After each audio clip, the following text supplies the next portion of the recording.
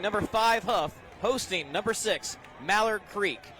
These two teams in the Queen City Athletic Conference are battling for a conference championship in all likelihood with tonight's game. They come in with matching 6-1 records, both 4-0 in the conference. So much senior talent on both sides. It should be a great one. Thanks for joining us once again. Hough is in black, Mallard Creek in white with the burgundy helmets. And Mallard Creek will be kicking off to start us here. It's a great night here in Cornelius, North Carolina, just outside of Davidson, where there are more fans than there are seats. At least it appears that way. A lot of standing room only. There's a few seats, but not great vantage points. So a lot of folks just kind of standing around the balcony, trying to catch what should be the most anticipated game of this week and possibly the most anticipated game in Mecklenburg County all year. Mallard Creek with a short angled kickoff, and we are underway. It's muffed, dropped, and Mallard Creek recovers. An angled kick does what it's intended to do, cause a little bit of confusion. And just like that, Mallard Creek is going to start off this drive at, I believe, the 19-yard line, possibly right at the 20. Football's just shy of the 20. There were 3 receivers back for Hough. Oh, sorry, went out of bounds. Excuse me. There's some sideline celebration, made it look like it's Mallard Creek ball, but the ball goes out of bounds, so no harm, no foul if you're Hough. Ball's at the 21-yard line, and we're going to take our first look at quarterback Trey Blakeney. Shotgun formation for Hough. Blakeney and Austin P. commit. No shortage of quarterback talent at Hough through the years. And Blakeney will pass on first down. Moving up into the pocket. Hit as he throws. No whistle, so they're going to say that's a fumble, I'm guessing. Nope, now they signal incomplete pass. A little late on the signal, but I did not hear a whistle. It was picked up. Ruled an incompleted pass on the deflection. It did look like he had his forward throwing motion, but 22-yard line, 2nd and 10 for the Huskies. So incomplete on first down. Boy, Hough with 2 close calls there. It could have been giveaways the first 2 plays of the game, but all that said is 2nd down. And Blakeney liked what he saw downfield. He's comfortable moving up into the pocket. Joining him in the backfield right now is Jason Asiso, the running back. And he gets the carry around the left side. Tough run, going past the first contact. So Enciso, his first carry of the night. Number 5, Brandon Rose. Makes this a manageable 3rd down. Gain of 4 yards. So from the 26-yard line, 3rd and 6 for the Huskies. Just 4 yards, so I'm getting used to the angled side we're at, where the sideline is over there, so just 4 yards. 3rd down here for the Huskies. Their only loss this year, just like Mallard Creek, has come to out-of-state competition. Blakeney looking to his right, in some coverage, and almost picked and almost caught after the deflection. And the Huskies will have to punt here. Intended receiver, 19 Cyrus Sutton. Out there defensively. One of the hallmarks of Mallard Creek this year is that they have a lot of seniors and a lot of experience and a very fast defense. For the Huskies, 6 yards to go. Number 83, Kendler Happy, to kick it away. Led by Coach Kennedy Tinsley.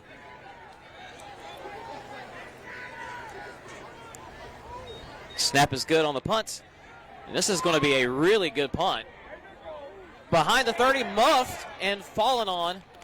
So Mallard Creek will take over here right at the 21-yard line. Boy, that was a huge punt. With the coverage for the special team, number 18, Carmel Quick. From the 24 to the opposite 21, that is a 55-yard punt, and almost all of it through the air. Maybe an extra 3 yards there on the muff, but that was it. Mallard Creek now coming out on offense. They're led by quarterback Evan Rambert.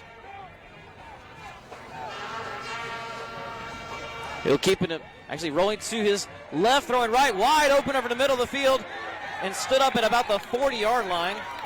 The pass is complete from quarterback number 16, Perry Justice, to 14, Khalil. Let's see if it stands. I don't think it will, however, because the referee. Well, Reggie Rayner. No, I mistook that signal. 40-yard line. That's a pickup. So Khalil Price on the catch. We do have a flag that is being waved off. There was an initial flag for, I believe, illegal man downfield. That's what I saw the referee make the signal for. And then he waved it off really quick. Mavericks at their 40. So after that 19-yard pickup, Mavericks start again. This is Perry Justice, the quarterback for the Mavericks. He gives it, and losing yardage on this one. A big tackle behind the line of scrimmage is made. Number 3, Curtis Clark. Curtis Clark on the carry. Number 47, Zane Bostic. And he ends up now a loss of a yard. And Zane Bostic, 6'1", 250, making the tackle behind the line of scrimmage. A loss of 1. 2nd and 11. Mavericks dropping back under some pressure and hustling just to make it across the initial line of scrimmage. Quarterback Perry Justice. Is Perry Justice. Number 16. And the Huskies stopped by Chris Hilliard, number 54. So pickup of 2, no huddle here for Mallard Creek. 3rd and 9. Justice is rolling out to his right, looking at his eyes downfield. Now he'll take off, trying to get to the sticks, and he's going to be pushed out just short. Quarterback keeper, number 16, Perry Justice. Pickup of about 8 there, so 2 carries for Justice on back-to-back plays. For the Huskies, the gain to the 48 is a pickup of 7. It is 2 yards shy of the first down. About a 4th and 2. Punting team on for the Mavericks. It's an unusual punting formation. We'll see if they stick with it or if they shift back. They are shifting back now. Ball's at almost midfield. Low snap, but there's no rush, so Mallard Creek will get this underway. And it's going to take a very friendly Mavericks roll inside the 15, and it's still going. So at about the 13 is where Hough will take over its next drive with 9:05 left in the first quarter. Thank you for joining us on the HighSchoolOT Game of the Week. The 12-yard line. Make it the 13. Follow on HighSchoolOT tonight. We have the scoreboard being updated all night long. We'll have the post-game show afterwards. And, of course, the story from this game as well, the top 10 matchup. First one of these we had was in week 2 with a Grimsley at Rollsville matchup, and both those teams still ranked in the top 10 right now. Dancing and making some guys miss. Big run there. Carry for the Huskies, number 22, Jason Enciso. So that's Enciso's second carry of the game, and he Lawson Collins on the stop at the 27-yard line. was making some guys miss. 1st and 10 Huskies. Ball now right at the 27. Blakeney keeps it this time. There's some Mavericks over there. He's going to fight to get positive yardage. After the 15-yard carry by Jason Enciso, this ball carrier is the quarterback Trey Blakeney, number 4. It's Blakeney's first carry of the night. Gets about 3. Lawson Collins on the stop at the 30-yard line. 3 yards on the game by the quarterback. Also in HighSchoolOT, we feature playoff projections for all fall sports. This matchup tonight is important because the winner will get a 1 seed and will likely be seated high in the playoffs. But how high was the question. We don't know yet. Both teams' out-of-state losses are actually hampering them. As of right now, they'd only be 5th in the 4A West. It's a give here on a jet sweep. And taken down in the backfield. Looks like he may have lost 3 or 4 yards there as Enciso. The first one there from Maverick defense, number 10, Nick Griffith. Spots at the 26-yard line. This makes it a 3rd and 11. 3rd down, 11 for the Huskies. Mallard Creek lining up with 3 defensive linemen, but they are getting off their blocks pretty well tonight, bringing the pressure, as is their hallmark. 2 wideouts to the near side for Hough. 3 Mallard Creek safeties are back near the sticks. Blakeney's going to try to throw it. He dumps it off. He's got a man open underneath. That'll pick up maybe 6 or 7. Jamison Funderburg on the catch. And that will bring up 4th down. And number 90, Chaz Knox, team on the tackle. It's at the 33-yard line. It's a gain of 7, but it is 4 yards short of the first down. So the punting team on for the Huskies. Kendler happy to kick it away.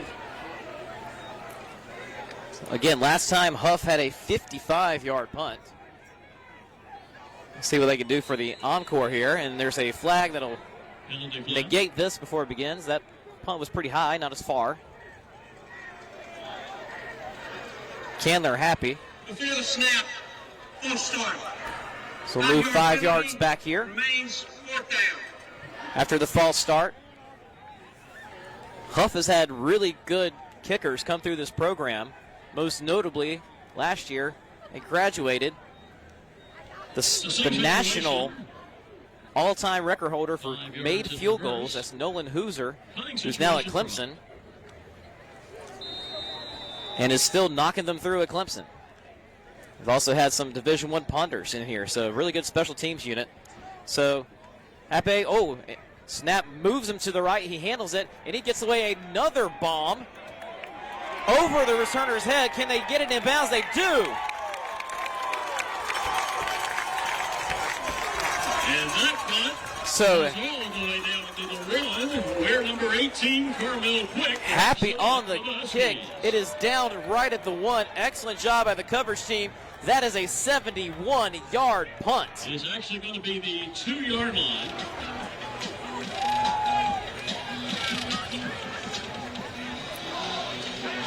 So they moved it to the 2. Still a 70-yard punt. There's a little bit of a roll there that certainly helped, but that was just a rocket. He had some time to compose himself after the snap took him a little bit off course. Now Mallard Creek in the shadow of their own goalpost here. 1st and 10 at the 2. Justice is going to take it himself up the middle. He's got some running room. The referee makes first contact. Number 16, Perry Justice, is the quarterback. He's close to a first down here. 13, Aiden Bell makes the stop at the 11-yard line. So a gain of 9. Of 9. For Justice. Some fumble and trouble on the exchange. We'll have to see who has it at the bottom of the pile here.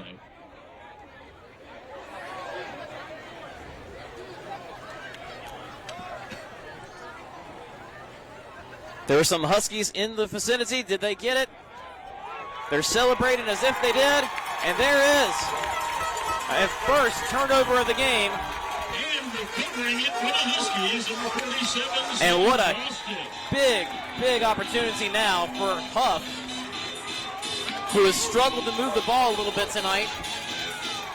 In their first 2 drives, now they are knocking on the door, taking over right at the 10. 1st and goal with 5:39 left in the first quarter.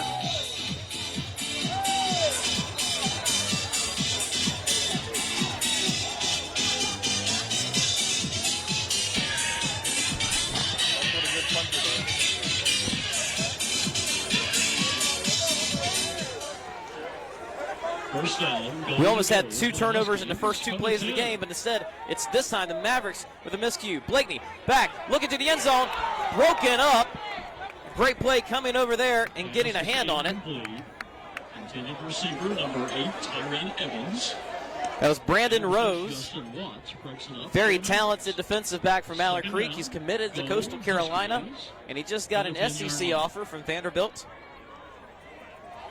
So it'll be 2nd and 10 here for Hough. Again, 2 receivers to the near side. Looks like they have an H-back to the left, and they're moving around Asiso in the backfield. Now it's a give to Asiso, puts his foot down, changes direction. He's getting close to the 5, and I think that's where they're going to mark him down. 22, Jason Enciso, the ball carrier. Number 0, Zion Burden, and 13, Lawson Collins on the Enciso 4 carries, 20 yards, 3rd and goal now.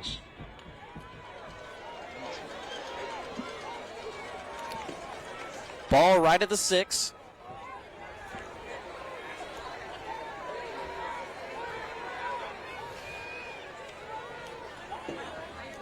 A good number of Mallard Creek players in the box here. But again, of course, 3 down linemen as always. You have 3 talented linemen like the Mavericks do, you can do that. Blakeney, swing pass. The Thunderbird fighting. It's going to be pushed out around the 2 or the 3. Swing pass to number 0, Jamison Thunderbird.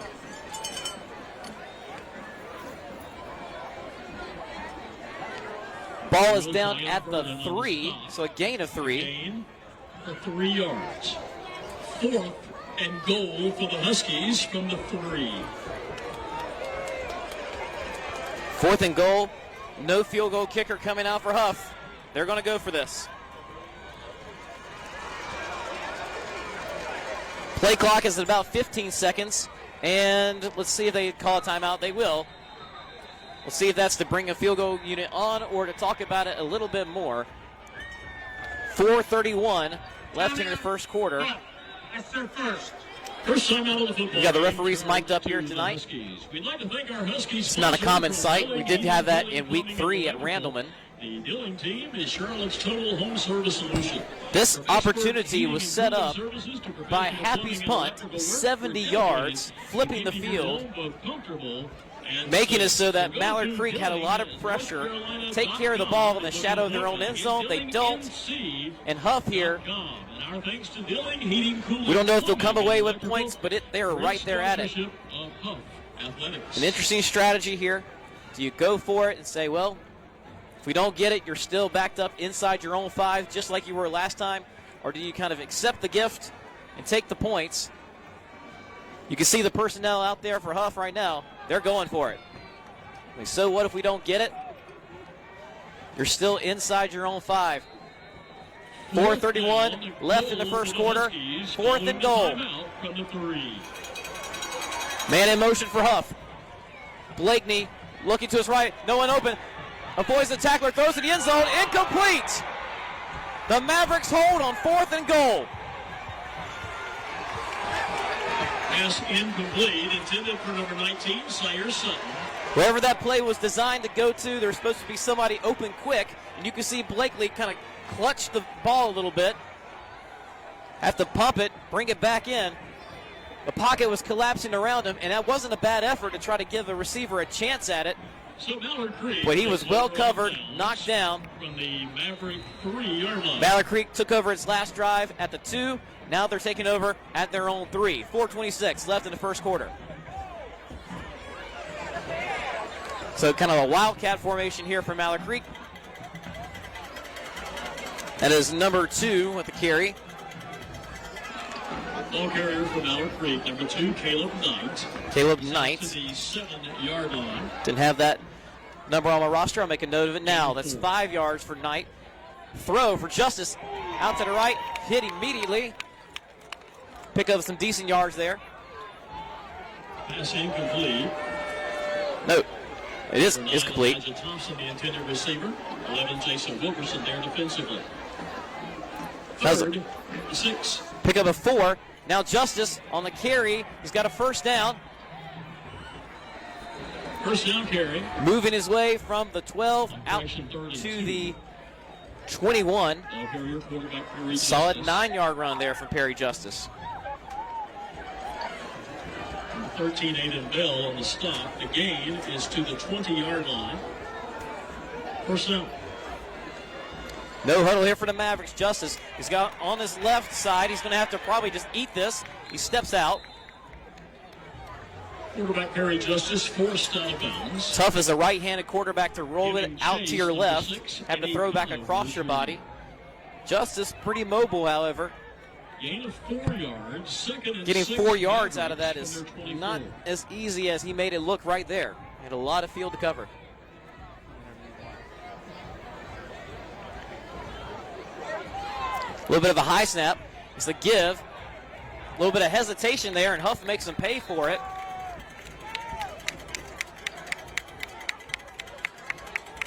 Ball carrier, number 20, Samaritan Page.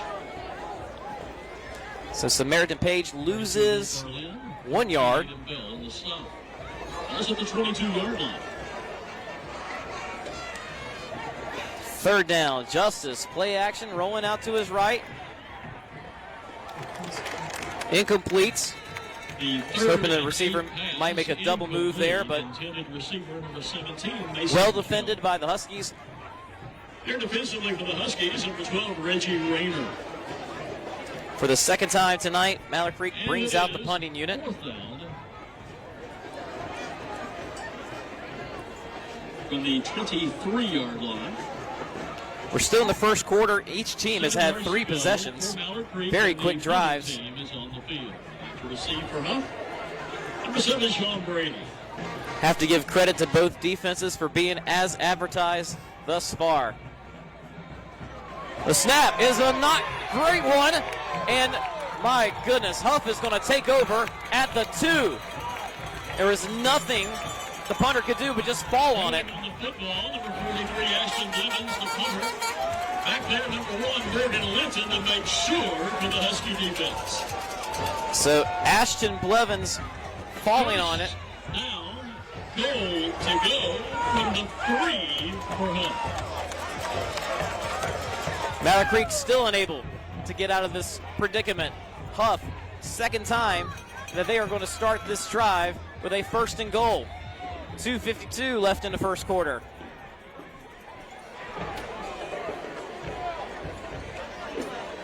It's the give to us. I believe that's Thunderberg on the carry. 0 Jamison Thunderberg. No yardage on that one.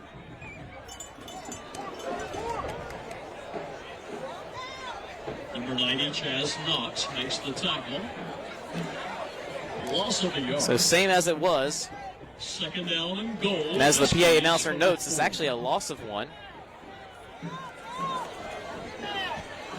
Handoff Thunderberg again, working his way. Ball comes out. Did he say hit the ground first? They do. Referee is Jamison Thunderberg. had a good angle of it. Says he's down at the 1, not a fumble. So 3-yard pickup. Ground cannot cause a fumble, of course. He is down Huff on the 1-yard line. He's going to try to snap this quickly as we get under 2 minutes left in the first quarter. Blakeney trying to push it in himself. The Mallard Creek defense listening for a whistle. They held. Blakeney, no gain. It's going to be 4th and goal from the 1. Maybe even inside the 1. On the play. From the 1-yard line, 4th and goal.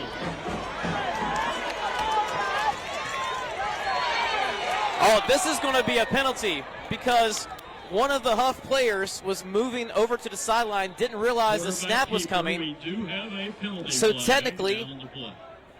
he was not set at the whistle, even though he was about 15 yards behind the play. And so this would be touchdown by Blakeney. He's going to be wiped off. 5 yards back, replay, 4th down. Now it's 4th and goal from the 6. So And now I believe the Huskies field goal unit is going to come out here. There's 1:25 left in the first quarter. And Huff will try to get some points right here. For Huff. The football actually closer to the 5.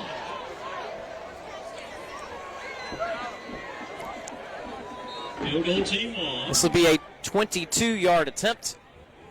Number 15, Ethan Royal, the holder. 83, Kendler Happy, the kicker. 23 yards. Happy also the kicker. He's had 2 amazing punts tonight. It's kind of the reason we're down in this end zone in the first place.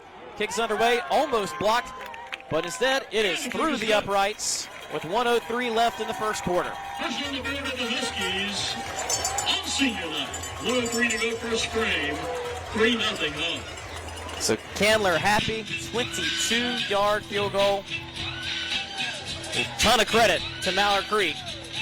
They have had to defend their own end zone. A first and goal from the 10, a first and goal from the 3, and Hough comes away with just 3 points. Mallard Creek will take that. And they're also going to probably enjoy perhaps some better field position as Happy comes out to kick it off.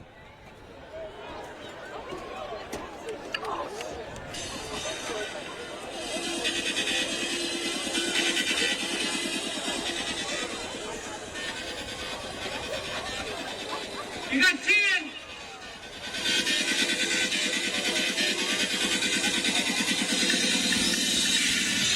Again, 1:03 left in the first quarter here. Thank you for joining the High School T Game of the Week. I'm J. Mike Blake. Behind the camera tonight is Evan Moesta. This one is a long kick, but it rolls along the ground, and it will get to the end zone for a touchback. The kickoff by Kendler Happy rolls into the end zone. Did not always used to be the rule, but as long as the ball ends up in the end zone without being possessed by someone, then it is a touchback. So Mallard Creek is going to start this drive at the 20. Quarterback Perry Justice, 2 of 3 passing for 23 yards. He's also got 31 yards on the ground. As a team that botched punt snap, however, throwing off the Mavericks' rushing yardage, so they only have 16 on the ground. Justice kind of flips option and moving the pile close to the first down marker. I believe that was Curtis Clark with it. We'll see. For Mallard Creek, number 7, Jamal Hazlett carries on first down. And the first Husky there with some help, Aiden Bell. So 2nd and 1 after a 9-yard carry. The give is up the middle again. And that is Clark again. Number 3, Curtis Clark carries. And there for the Huskies, 51, Sincere Bruce. Lost a yard on that one. A couple of yards. So from the 27. This will be a 3rd and 2. Both these teams going no huddle and snapping so early into the play clock. That's why we're still in the first quarter here. Clark fields it, but there's all sorts of Huskies out there to meet him. And one of the captains gets to him first. Number 3, Curtis Clark. Number 16 is there, Cameron Sear. Cameron Sear with it. Lateral coverage for the Husky defense is back at the 22-yard line, a loss of 5. 4th down and 8 for Mallard Creek. So the first play of that drive goes 9 yards. The next 2 plays go back 8 yards. So you'll take that. We've come to the end of the first quarter. Huff leading. If you are Huff, it's the end of the first quarter. 3-0, and Mallard Creek will be punting here on its first play of the second quarter. To be delivered to the Western North Carolina area later next week. If you'd like to make a donation of candy or small toys, tonight is both senior night and homecoming here at Huff. Both these teams members of the Queen City Athletic Conference. It's a 4A, 3A split conference, so that all the public schools in Mecklenburg County are all in the different conferences with one another. As we mentioned, even though HighSchoolOT has these 2 teams ranked thank you for your support of those in need in the top 10 of the state, the winner of this game may be on the road earlier than you think in the playoffs because of that RPI. Part of it is the conference, part of it is an out-of-state loss, and out-of-state teams factor into RPI a little bit differently. For HighSchoolOT insiders, Colors 43, Ashton Blevins. You can see those playoff projections get updated every week by our own Joel Bryant. The snap, is he trying to punt this away? He does. So it gets across the 50. That was an interesting notion from Mallard Creek. We're seeing that there may be a flag down. Referee's going to have at least a discussion here. So the swing, the formation was kind of lined up where sometimes you can snap it quick and have the defense caught off guard. Hough was lined up in such a manner that they could bring a lot of pressure immediately. So Mallard Creek punter having to really move it to the outside. That was Ashton Blevins just to get that one underway. Penalties for a false start against Mallard Creek.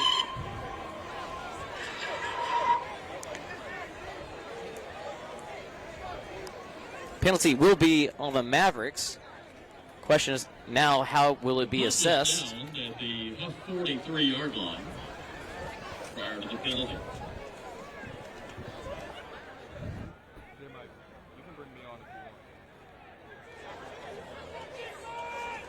Last week we had two folks in the booth. It was myself and Jonas Pope. Jonas is at a different game tonight. I've got a new person here with us, Evan Moesta.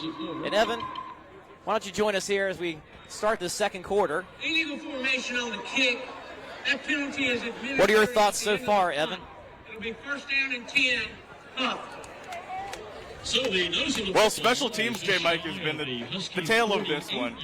Mallard Creek obviously failing to convert on a punt snap. Hough getting great field position off of what Candler Happy has been able to do. And Happy's been the one who has accounted for all 3 points. He's kind of been the star of this one so far, but I think you're seeing that Mallard Creek defense really shine. Absolutely. And that's Trey Blakeney holding the mesh a little bit there. A read option, takes it himself, picks up 7. On the tackle at the 45-yard line. It takes a lot as a defense to be able to handle all that Mallard Creek has in terms of adversity inside the 10-yard line. And I would consider it a win that you're only down 3-0 through the first 12. Absolutely. And then for Hough here, I noticed they're snapping this one a little bit later into the play clock, because the up-tempo wasn't quite throwing off the Mavericks at all. Blakeney keeping it again. He's got a first down.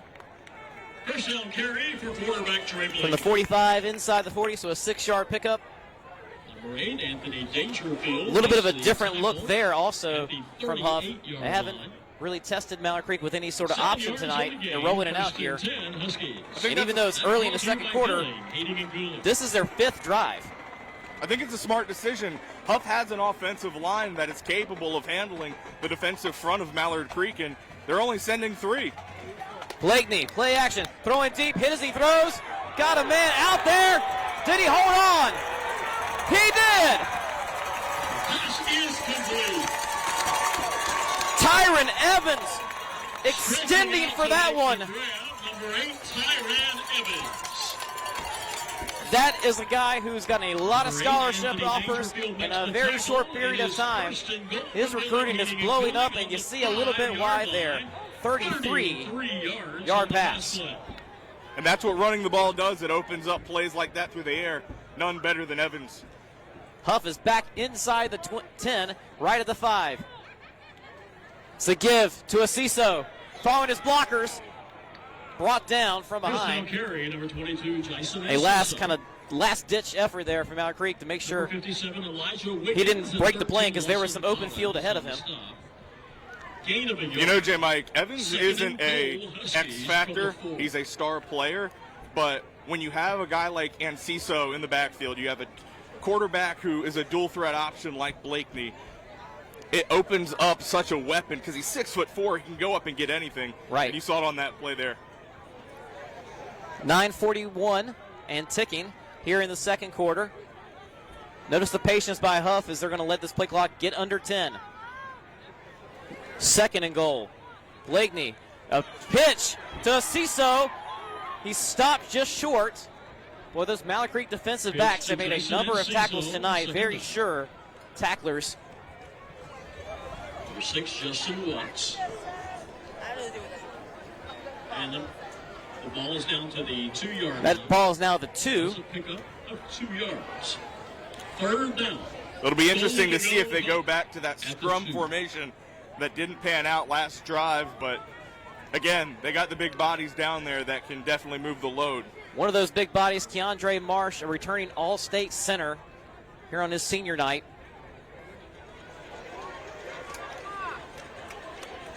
Shotgun formation here for Hough.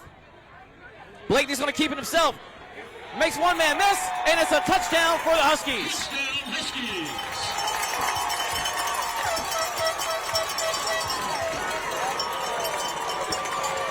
8:40 left in the second quarter. And Hough finally punches it across the goal line 3 times inside the 10. And now they're going to have a 2-score lead here.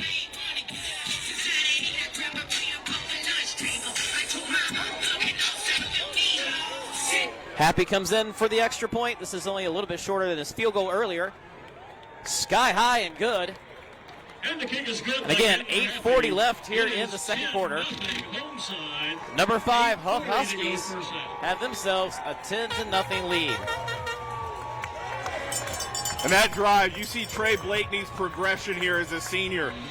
Obviously very talented, can do it with the legs, can do it with the arm, but where he has grown the most as a quarterback this season, going from junior year to senior year, and it's something Coach Baker really wanted him to improve on over the offseason, is his arm talent, the way he's able to put the ball out there for receivers, and his just ability to tuck it and run. There's a game I was at earlier this year against Chambers where he had about a 25-yard run, where it felt like he carried most of the defense with him into the end zone. That obviously only from a few yards out, but when he can run it and he's that threat and then he can air it out like he did earlier in the drive to put them in that position, it's really tough if you're a defensive coordinator to be able to pick out what you're going to do to stop this tough offensive group. Because you also have that Enciso, and you have about 5 or 6 different wide receivers who are weapons that Blakeney can go to. Kick here by Happy is going to be another touchback, so Mallard Creek will start this drive at their own 20 once again. Happy kick off well into the end zone. That is a touchback. A lot of this Hough offense is kind of strength on strength. They have great wide receivers. Mallard Creek has a great secondary. It does seem like a game where the little things can pile up. And your opportunities in the red zone, Hough has now gotten at least 10 points out of 3 trips. 10 Mavericks from the 20-yard Well, you're 15 minutes into this game, and you've committed way too many mistakes if you're Mallard Creek. You talk to Coach Tinsley, he's going to tell you there's probably too many that they've made tonight, and so far it's hurt them. This is, again, Wildcat formation for Hough, Mallard Creek. They've done that a few times tonight. That's Curtis Clark on the carry. New quarterback for Mallard Creek, number 2, Caleb Knight on the carry. Number 6 is Eddie Conover Jr., who makes the tackle. Excuse me, that's number 2, Caleb Knight. So a 2, not a 3. Apologize for mistaking the jersey numbers a little bit. Solid 5 yards. That's his second carry of the night.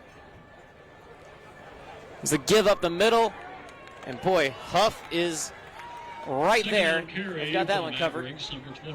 You know, I would say for Hough's offense, this Mallard Creek defense is probably the best one, or one of the best that they will face all season. But I think you can say the same, even though Mallard Creek went out of state and really tested themselves a lot. This Hough defense is just as good. And we haven't even mentioned Samari Matthews, defensive back, who is just not tested. He's made such a name for himself as a junior. Trying to just get rid of this, and he does. That is Knight on the pass. Sorry, that's Evan Rembert. So 3 quarterbacks. And that's not including also lining up Curtis Clark as the Wildcat quarterback. In the vicinity, Samaritan Page, number 20. And that's been a thing for Mallard Creek over the past couple of seasons is this quarterback by committee and, you know, kind of running with the hot hand and seeing what works, playing the matchups with different quarterbacks. And while it does work a lot for the Mavericks in these big games, you wonder if you just roll with consistency. Low snap, Blevins fields it cleanly, however. Gets it off, but it's kind of short, and it does not take a very friendly bounce for Mallard Creek. And Hough's going to have pretty good field position here at the 44-yard line. Special teams has won this game so far for Hough. Whether it be bad special teams on the Mallard Creek side or good special teams on the Hough side. Hard to argue with that, Evan. With We've got a nice harvest moon rising in the distance. It's cool but not too cold here in Cornelius, North Carolina. And the Hough Huskies have got the ball across midfield, and they have forced Mallard Creek to punt every time except when they fumbled. Pretty good night so far for the Huskies. 7:21 left in the second quarter. Here's another different look that Hough has kind of saved for the second quarter. 5 wide. And Ciso is a very good pass catcher for a running back. And Ciso's on the near side, trips her to the right. Kind of fakes the quick screen pass. Blakeney with a dead leg, and he gets lit up. Good run, but also a good hit. Blakeney keeps from the quarterback position for Hough. Yeah, pulling Ciso out wide opened up a lane there for Blakeney, but my goodness, these defensive backs for Mallard Creek, they got some hard hitters, and they have really made some key stops for the Mavericks tonight. Second down and 4. That was Dangerfield, one of the Mallard Creek captains.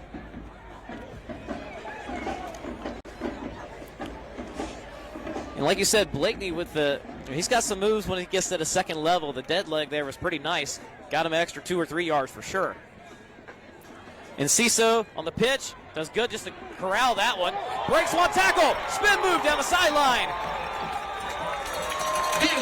A great run from Enciso. That's what makes Jason Enciso so special. He immediately takes the contact, and he just bumps right off of it and keeps the legs moving for a first down. Didn't break his stride, even though it was kind of a tough pitch to corral. It's first down, thanks to heating and cooling. 14-yard carry. Blakeney now throws RPO action out to the right and drop for a loss, but they're going to say, yeah, he was down. Ball come out, but he was down for sure. 7, Sean Brady with the football for Hough. Completion was to number 7, Sean Brady. He enters as Hough's leading wide receiver so far this year as far as receptions. Also, Ashnafi, number 21 and 13. Yeah, I was going to say, Brady's been really good for them in the slot. At the 26. You've got Evans on the outside that you have to worry about, but then you put a guy like Brady in the slot and a Shad Wynn out there, a Jaden Rourke. I mean, they just have so many different wide receiver options and 3 very capable runners in the backfield, Blakeney included. Blakeney now 4 of 7 passing for 41 yards. Ball's at the 26, 5:35 and ticking here in the second quarter. 2 backs in the backfield with Blakeney. He doesn't give it to either one, throws it to the left. Breaking a tackle is Enciso, making another guy miss. Fighting on tacklers left and right. It'll be first and goal for Hough. Second effort takes it down inside the 10. The yards after contact. Anthony Dangerfield, 13 Lawson Collins on the tackle, but not before it gets Got that as a to the line. 17-yard pickup. 17 yards on the pass.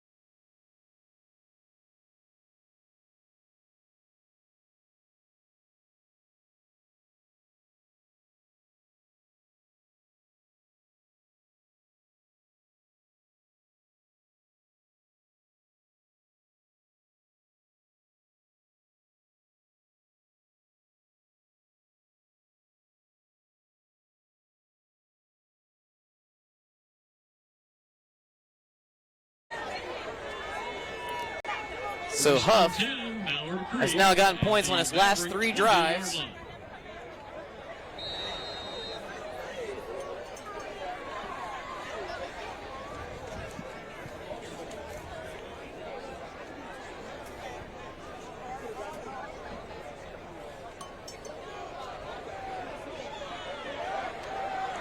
Justice rolling out to his right, throws it deep, and this ball's going to carry out of bounds. The pass is caught out of bounds. This is one of those drives for Mallard Creek where you don't need the big home run play, but you have to string together a good drive, get yourself into Hough territory. You got to hope that you can get some points out of it, but you have to show some life as the Mallard Creek offense if you want to put a stop to this bleeding. On the left-hand side, Mallard Creek's got some yardage, 40, 30, and dragged down at the 20. Number 4, Christian Dixon. Christian Dixon getting a carry. Well, there it is. There's getting into Hough territory. There's making some noise. I said you didn't need the home run play, but they get it there. 52 yards on the carry. Doesn't hurt to dust off one of those when you need it. Hough taking a timeout. Kind of the first time tonight their defense might be winded. I was going to say that's a very smart timeout. We've seen that Hough has made some big chunk plays, and it has worn down the Mallard Creek defense. Good job there with 3:55 left to take a timeout, compose your defense. But now if you're Mallard Creek, you're inside the 20. At this point, you have to get points out of this drive in some form. And with the misadventures on special teams, it's probably best if you go ahead and try to get 7 here, or at least 6. Mallard Creek's first trip into the red zone. Christian Dixon, that was a 62-yard carry on the left-hand side. Yeah, your offense has to be the one to make the statement in this drive. You finally put yourself in a position where you don't have to lean on your punt team to try to flip the field. You're doing it yourself with your offense. You got to punch it in here, especially from 18 yards out. You mentioned about the timeout being smart. You don't see many coaches do that. You can't take them into halftime. But Coach Deshaun Baker saying, well, let me use one of my 3. I haven't used any so far. Just want to make sure we can defend these next plays, for these last 4 minutes, as good as we possibly can, and also just regroup a little bit. Ball's at the 18.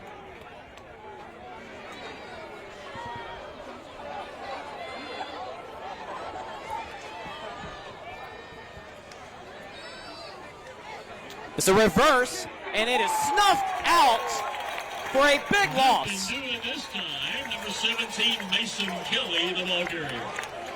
A loss There to meet him, of 16, 7. Cameron Sear for the Huskies. Sear has been so good defensively for the Huskies this year. You have to worry about so many different players, and he just sneaks in out of the linebacking core and makes a really good tackle.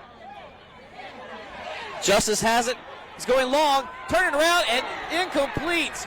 He had a man open. He was kind of thrown over the wrong shoulder there. That was Addison Powell trying to get to it. He had to turn around his head and locate the ball a little too quick. So, J. Mike, 3.5 minutes left here in the half. Hough just comes down, scores again. That's 2 touchdowns in the span of under 4 minutes. They're now up 17-0 in this one after the Funderburk run for the touchdown. This is Mallard Creek's chance to salvage any momentum that they can before this gets to the half. A little bit of a high snap. There's a flag down as well. And he's going to have to eat this for a big, big loss of yardage. We'll see what the flag's about here, but Justice, if this stands, he lost a solid 16 or 17 yards. He jumped in the air as if he was going to throw it and thought better of it. Nowhere to go with it. It's going to be on Mallard Creek, illegal formation. So, whoa. That penalty's going to be refused. 4th down. Wow. The penalty declined. Moves the football back 11. I mean, the way Hough's defense has been tonight, you roll the dice and just take it, but goodness. Mallard Creek, I mean, You can't keep running into these situations if you're the Mavericks and expect 4th down, 28. to grab momentum, let alone put points on the board here and dig into the 17-0 deficit as the clock now runs under 3 minutes in the second quarter. And even though they're in the red zone, and we're getting close to a delay of game here for Mallard Creek, so bad to worse. And there is the flag. Delay of game it is. Even though they're in the red zone, they're going to have to punt this ball from across the opposite line of the 50, opposite side of the 50, I should say. Before the snap. False start. 5 yards back. Replaying 4th down. That one big run So by 5-yard Dixon penalty moves it back 5 yards. was exactly what Mallard Creek ordered. Makes it 4th And long. ever since that run, everything that got them into this 17-0 hole just compounded together. Yeah. Punt now blocked. Blocked. It is short. Mallard Creek picks it up out of the air, and they advance it. Advancing a blocked punt. Honestly, you never see it, so I don't know if you can or not, but I think they can. Ryan Woodward with the football, number 19 for Mallard Creek. Yeah, that was a live ball that went forward. Mallard Creek gets it, and Boy, that was doesn't actually anywhere close to the first down marker, though. So that was actually heads up, because how many guys would have probably walked with it, thinking you can't advance it, and you could have gotten lit up or just gotten the ball stripped from you. The big thing there was he didn't let a Hough player take it out of air and run to the end zone the that's opposite some of the direction. furthest back that they've been able to pin Hough Really tonight is. on a punt. Right. Yeah, you don't want to punt when the original line of scrimmage was inside the 20, but 2:40 left until halftime. I wouldn't say this is a crucial drive for Hough, but if you can put up points here in this final 2:40, it could be deadly. Yeah, they're going to try to get some. They have 2 timeouts. Mallard Creek will start the second half with possession. Blakeney looking long. Out of bounds. Caught, but out of bounds. Pass is incomplete. Incompleted pass called out of bounds by number 8. Looking for Evans. the big target, Tyron Evans. So Evans caught a 33-yarder. That set up the most recent touchdown. Jamison Thunderberg, 4-yard carry, got it over the line. So it is second down, 10 yards to go for the Huskies. You're not finding many 6'4" wide receivers in the state that can do what Evans can do. You're right about that. What a luxury. It kind of reminds me, I know, Evan, you were at this game with me, even though you weren't in the broadcast seat with me. Randleman in week 3, they have a guy who's 6'4", caught 3 touchdown passes that night. That's Tyshawn Golston, and I'm making a name for himself. Anyway, it is 2nd and 10 here for the Huskies. Blakeney back to pass, some pressure, steps up, gets rid of it. It's complete to who else but Asiso, and he continues to fight off tacklers. There is a flag down back at the line of scrimmage. We'll see. It is in the general direction of holding. There's another flag where the tackle was made. This may be offsetting. Justin Watts, number 5, Brandon Rose on the tackle at the 48-yard line. One's in the direction of holding, the other in the direction of face mask. And a penalty flag. And if that's indeed what it is, we're just going to have to do it all over again.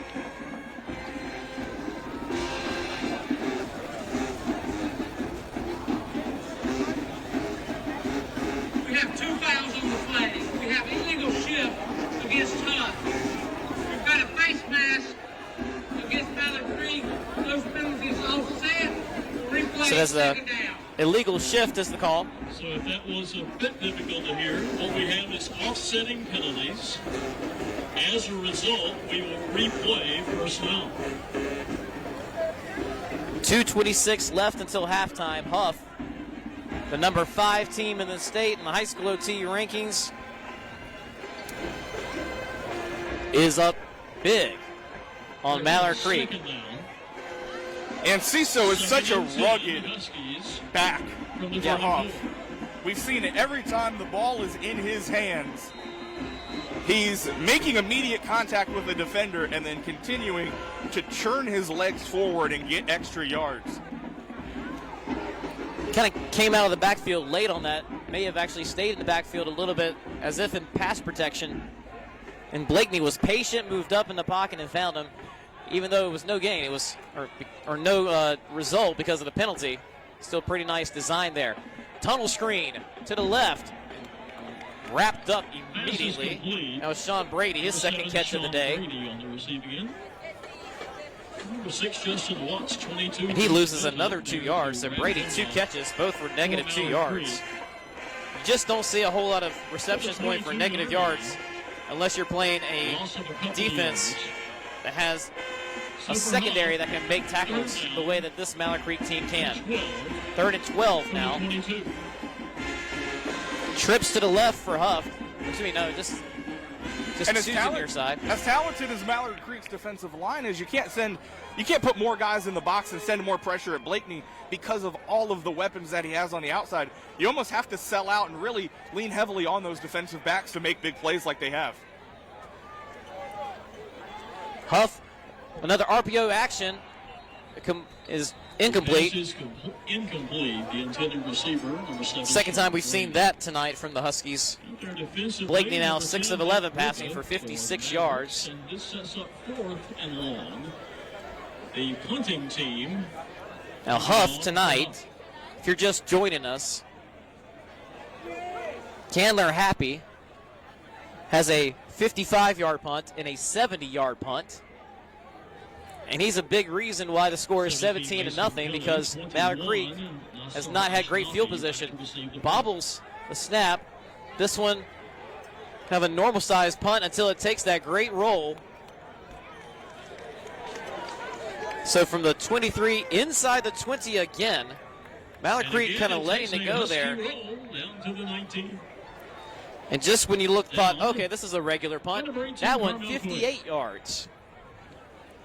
So I'm going to have to start tracking these. Yeah, you mentioned it earlier in the broadcast. Hough is no stranger to having special teams superstars, and Candler Happy just the next in line. And honestly, if you went to a Hough game last year and you just stuck around pregame or at halftime and just watched the specialists on the field warm up, it was very evident that Happy was this good. Yeah. He was just stuck behind one of the best in the nation. Throw too high there by Justice. One thing that has not changed has been how early into the play clock Mallard Creek is snapping the ball, Evan. Hough, we saw kind of make some adjustments, especially after getting stood up inside the 5 or right at the 1. Mallard Creek has been rushed and erratic, it feels like. They just have not settled in. It feels like they're not running anything offensively where they feel comfortable, where they can get into a groove and get that confidence to be able to push the ball down the field consistently.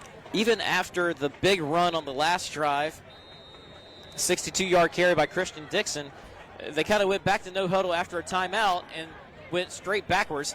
Swing pass, and it's Samaritan Page coming out of the backfield. Is complete to number 20, Samaritan Page. And he loses yards on this one. Number 6, Eddie Conover Jr. for the Husky defense. Eddie Conover Jr. Another timeout there by Baker. He's going to try to see if he can't manage the clock here and maybe get the ball one more time on offense. But also, you see Conover, the first time we've called his name tonight. Conover, another one of those guys that really helps elevate this Hough defense from good to great and great to elite. Conover, obviously, the last couple of years at Northwest Cabarrus, an all-conference level linebacker, comes over here to Hough, and, you know, maybe not, he might not have the quantity of numbers that he had the last couple of years, but he is so impactful on that defense for Hough. The one thing I'm noticing from both defenses for most of this game, they have great play recognition.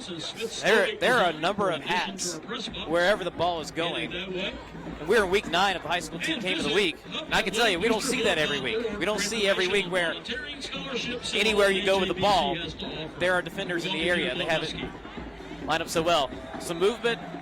It's going to be a false start on Mallard Creek. The pre-snap movement by Hough kind of starting that. 58.4 seconds left until halftime. 5-yard penalty for a false start. With again, I'll use the word misadventures that the punting game has had for Mallard Creek tonight. To the 11-yard line, and for Mallard Creek, it's 3rd down and 18.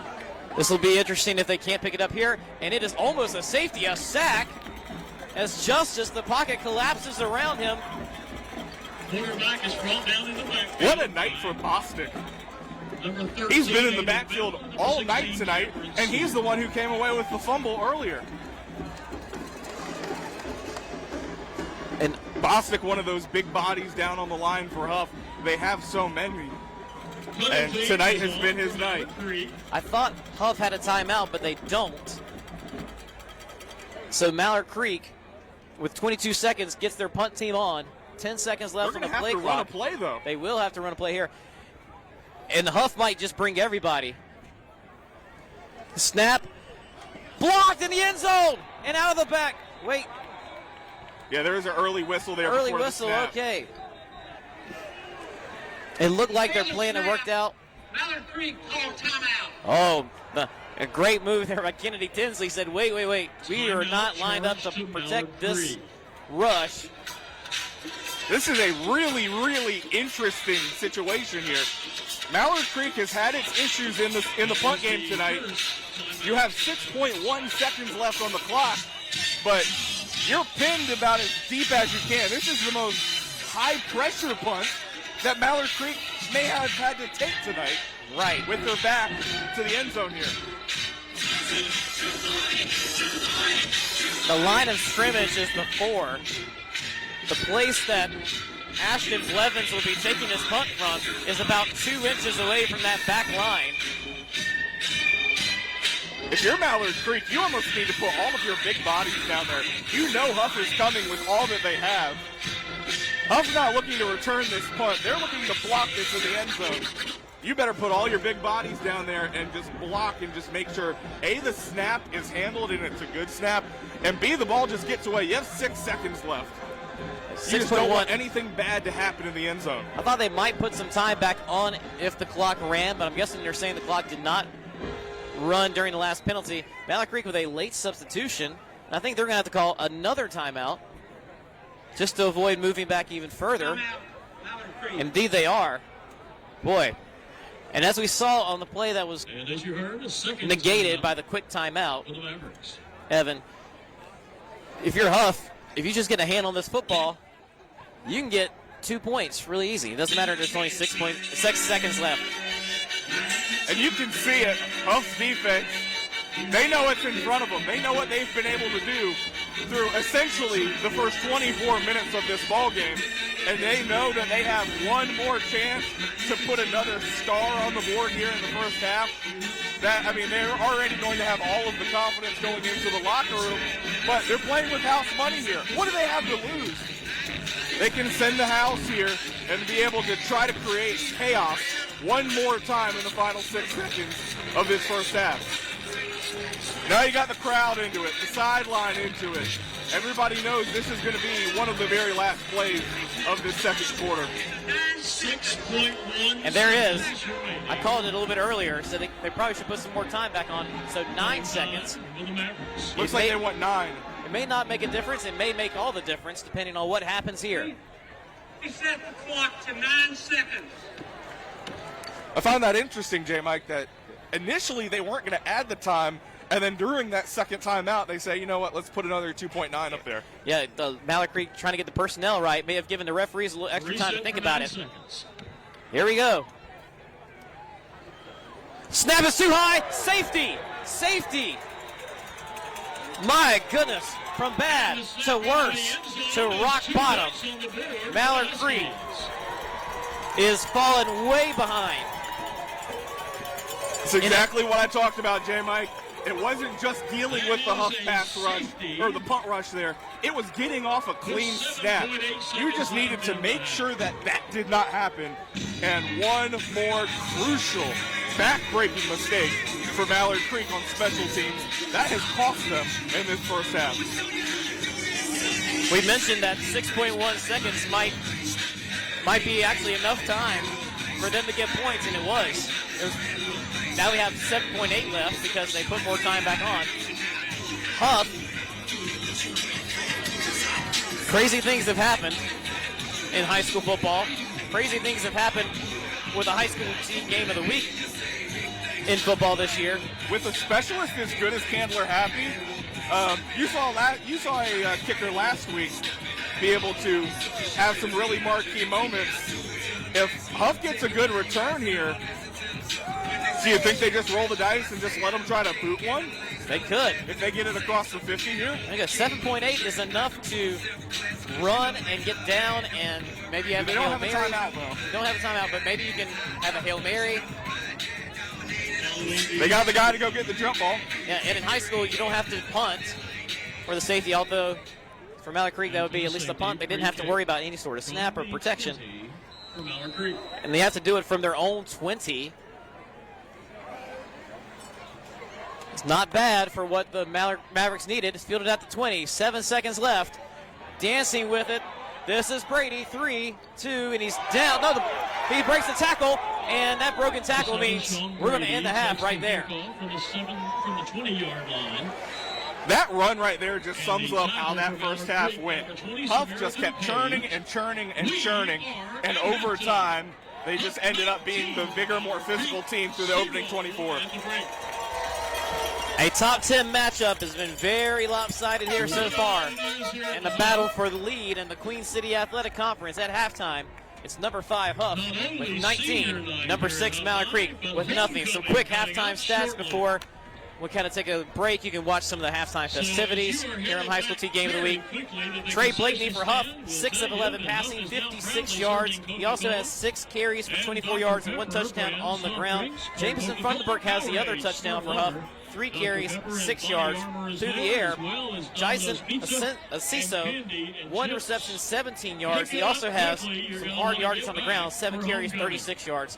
Tyron Evans, the leading receiver, 1 reception, 33 yards.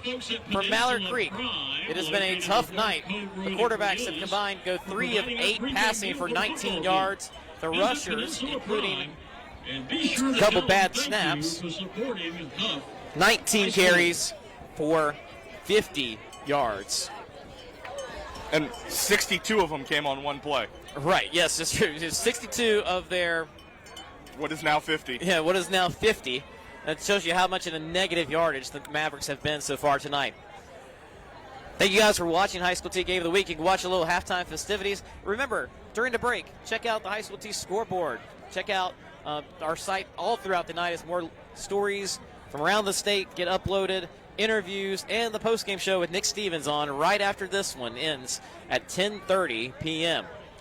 All right, folks, enjoy halftime. We'll see you in a little bit.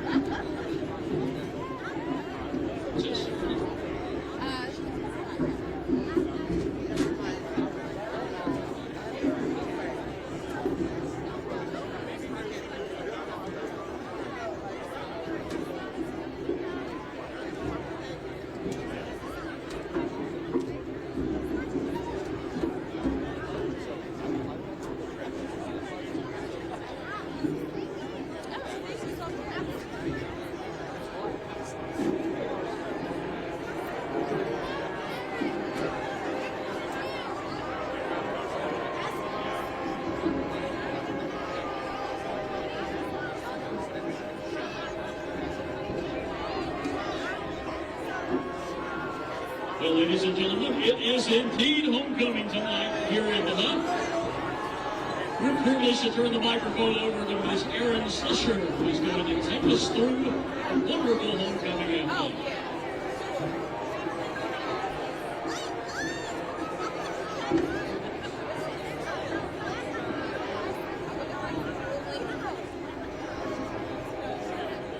Good evening, Husky Nation, and welcome to the 15th Annual William Amos Hough High School Homecoming Celebration. Tonight, we will crown your 2024 Homecoming King and Queen. Let's begin by introducing your 2024 class representatives, beginning with the freshman class. Please welcome Coleman Akins, escorted by his mother, Tracy Akins.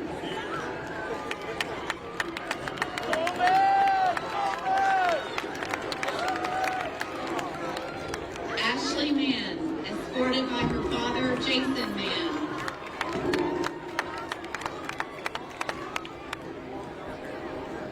Isabel Warwick, escorted by her stepfather, Richard Phillips.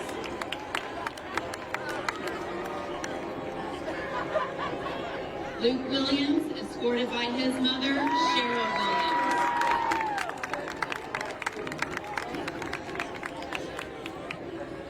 Next, we welcome your 2024 sophomore representatives, beginning with CJ Baker, escorted by his mother, Alexis Gates.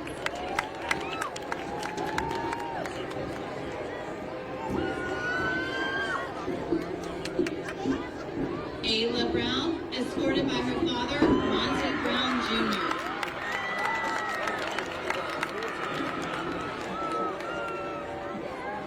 Ella Garcia, escorted by her father, Joe Garcia.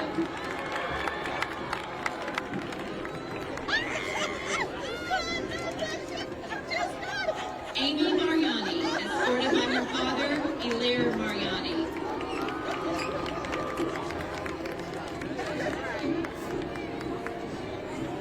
Now, introducing your 2024 junior representatives.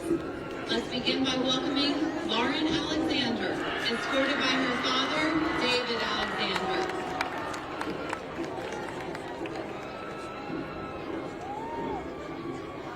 Ava Lee, escorted by her brother-in-law, William Claytor.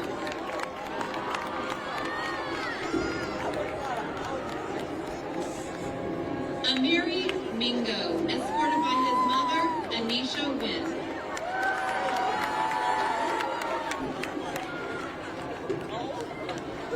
Lily Tang, escorted by Tree Tang.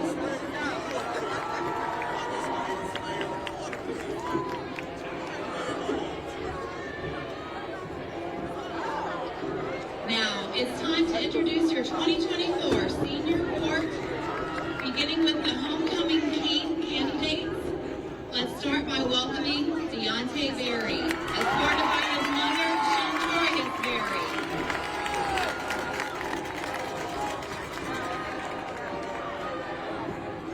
Mason Frimming, escorted by his mother, Amy Frimming.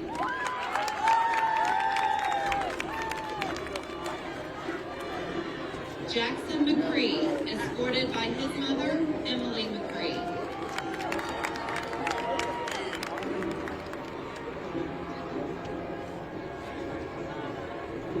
And William Meza Hernandez, escorted by his mother, Juanita Hernandez.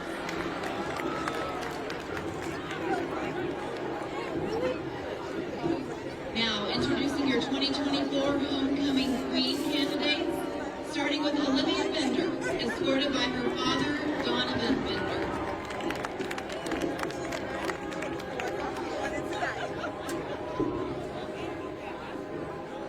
Emma Jolliffe, escorted by her father, Blaine Jolliffe.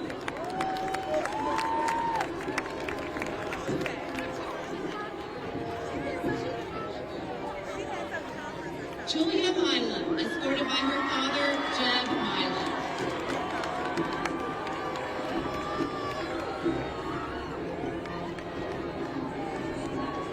And Emerson Wilson, escorted by her best friend's father, Reed Murphy.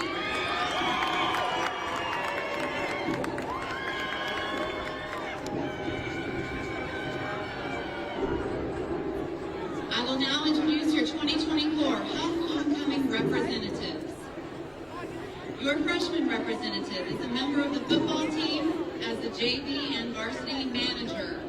The 2024 freshman representative is Coleman Aiken.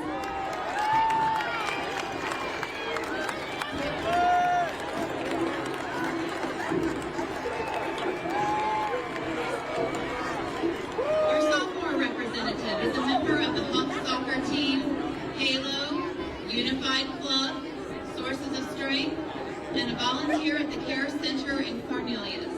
Your 2024 sophomore representative is Ella Garcia.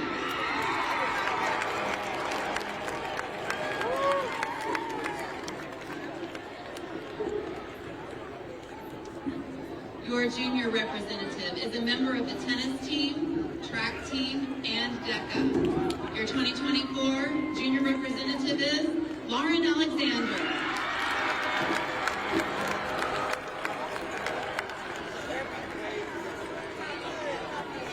Husky fans, before we crown our homecoming king and queen, please give a big welcome to our student body president, Whittier Henry.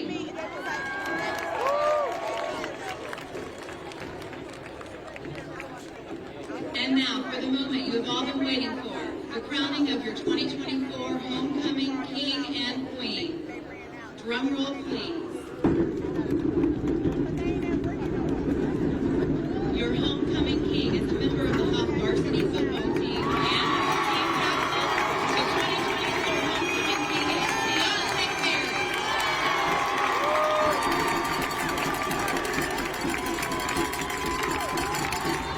And finally, your homecoming queen.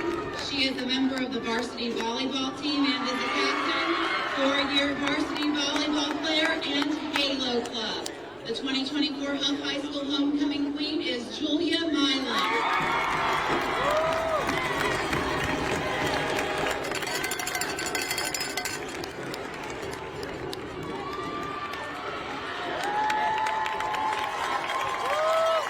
Thank you, everyone, for attending the 2024 Hough Homecoming Celebration.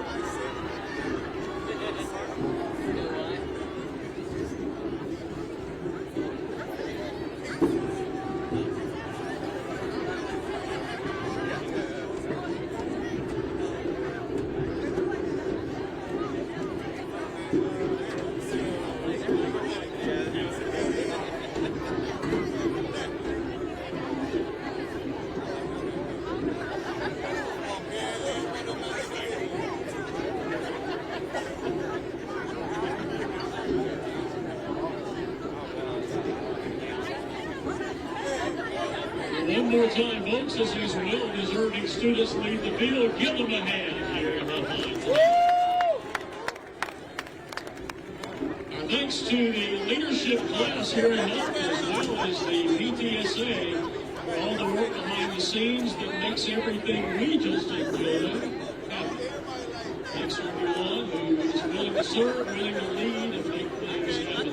That includes the good folks with the Hough Athletic Booster Club. A reminder, if you would like to join the Hough Athletic Booster Club, you go to HoughAthleticBoosterClub.com. That's where you can find that information.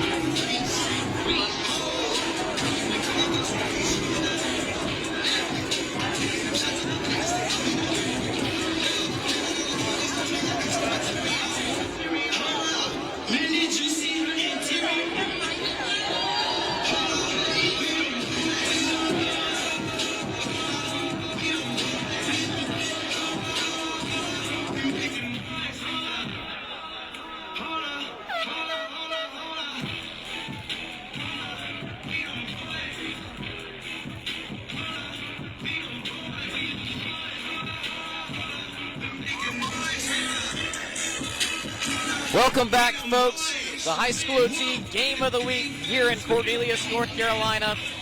Standing room only crowd. That's not an exaggeration. They are lined up 4 or 5 deep here on the top row. And what they have seen so far tonight is special teams leading the number 5 Huskies to a 19-0 lead over the number 6 Mallard Creek Mavericks. Mallard Creek just can't get out of its own way on special teams. They've had a high snap that set up the Huskies inside the 5. They had a high snap that cost them a safety right before half.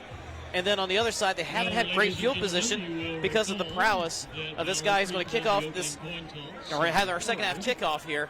Chandler Happy. Happy has a field goal, and he averaged, Evan, 61.3 yards per punt in the first half. First 3 drives were punts, and the next 3 drives were scores for Hough, and that's because of that field position made by Happy. Happy got things going. He set the tone for Hough and did it through his prowess in the special teams game. And then the offense caught up there in the second quarter. That's how we got to this 19-0 score. And that's another touchback. I think we're definitely looking at a high school OT all-state special teamer here. Nolan Happy. No stats or the special teams on max preps for Hough, but traditionally, you know, there's a few schools that will just have next man up in their kickers or long snapper departments. Take their word for it. Yes, take their word for it. Weddington is one of those. Yep. And when you're looking at the 4A West, the winner of this game is going to make a name for themselves to go along with defending champion Weddington. And then Grimsley, who They're we very saw. good in the kicking game as well. Yes, yes. And then Grimsley, who we saw week 2, also there.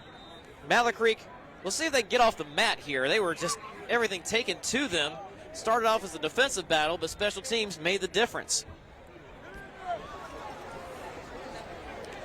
Screen pass. One guy misses there. The Mavericks, though, however, thrown out of bounds. That is Samari Matthews making the tackle. Rated one of the top 100 juniors in the nation. You know, you make a good point in the first half there, J. Mike. Samari Matthews may be the most skilled player on the defense on either side of the ball, but you never have the ability to call his name because nobody ever throws his direction. Right. That time they finally did throw it. It wasn't his man, but yeah, it was out into the flat, and he finally got a chance to make a play. He'll always be very low in the tackle department. They lost a yard on that one, by the way, so a tackle for loss for Matthews. That pass incomplete. On it with a quickness there. Defensive lineman. Defensively, number 11, Jason Wilkerson for the Huskies. But the big thing here for Mallard Creek is you have to make some adjustments coming out of the break. Is that adjustment, you know, hunkering down with one of the several quarterbacks that you've used tonight? Is it opening up and passing like you've seen on the first couple plays here? Justice is going to have to take off. He doesn't get too far. Number 13, Aiden. And Mallard Creek will have to punt again. Justice losing 2 yards there. Aiden Bell, another one of those really versatile defenders for Hough. He can play in the play as a linebacker, also plays out on the edge for the Huskies. A ton of tackles this year for 13 in black. And now we get another look at Mallard Creek's punt team, which about as much as the offense, you got to make adjustments there too coming into this second half. That drive, 3 plays, took off just a little less than a minute. Now it will be more than a minute as Mallard Creek has a late person coming on, and they're going to have to burn a very early timeout when they're down 19-0. That's not great. But that's the second time we've seen them run on someone late on the punting unit. That happened at the end of the first half. Well, remember, they called 2 timeouts at the end of the first half to set up what ended up being an errant snap that led to a safety with 6 seconds left. They run the punt team out here looking for some redemption, and now they have to take another timeout to avoid a flag. And they're backed up as well. The punter is going to, if he catches this snap clean, he's going to have to boot this away from the goal line. Each team had the ball 6 times in the first half. Mallard Creek, 5 punts, 1 fumble. Hough, 2 punts, a turnover on downs. Actually, 2 punts, a turnover on downs. And 2 additional video boards in hour 2. And then a field goal and 2 touchdowns. By sponsoring the Huskies. Snap is low. Blevins gets it on the hop and gets it away. We'll take a roll past the 50. Blevin's doing everything he can. He's just been under pressure. As you said, when the snap does get to him, it's been too high, it's been too low. He's had to run back and fall on one. I think that's what makes it tough if you're Mallard Creek and you're Coach Tinsley looking at all of this. It's not just one thing that you can adjust and fix. It's always something else that has kind of helped bury them tonight. Yeah. Whether it be a bad snap, whether it be missed coverage. It's just a lot of compounding issues that have put them in this position. You got to get a stop here, though. It's a 3-score game. If it inflates up to 4, that might be it. I think you're right about that with the way this one's gone. Just trying to stretch it out wide there is Sean Brady. Number 7, Sean Brady, the ball carrier for Hough. And for the Mavericks, number 8, Anthony Dangerfield makes the tackle after a gain of a couple of yards. 2nd and 8, Huskies at the 47. So Brady on the carry there. Yeah, it was a reverse toss to Brady, and he swept around that left side there, but wasn't able to get too much. The give this time is a Jason Asiso. He's got a first down. Come on, being patient as he runs through the blockers. Jason Asiso, I think tonight the major thing I'm impressed with, and this is not someone, because a lot of times you look for the offers when you're talking about these really big Charlotte schools, or in this case Mecklenburg County schools. I'm really impressed with his footwork, the way he patiently waits for his blockers, fights his way through. I was going to say, J. Mike, he's not fast as much as he's quick. And he runs with so much kind of fervor and anger to him that you can't immediately bring him down. His footwork's incredible. His vision is incredible. He's not afraid of contact. He's everything you want in a running back, especially at the high school level. Play action. Blake, he's going to take a shot into double coverage deep. And off the back of a defensive back there. The pass incomplete in the end zone, intended for number 8. Perhaps biting off a little bit more than he could chew there. It's a good play call, though. Yeah. You go to Enciso there, you get him to run. We saw that earlier in the game, in the first half, when they went deep to Evans right on the heels of a big play by Blakeney and Enciso. Good time to take a shot there. And now you got 3rd and 8. I believe that's Justin Watts and Anthony Dangerfield who were out there on that one. I believe it hit Watts in the back, which also great coverage, because sometimes in high school, if you don't get your head around, you run into the receiver. Wasn't the case on that one. 3rd and long here for Hough. They're going to take a timeout.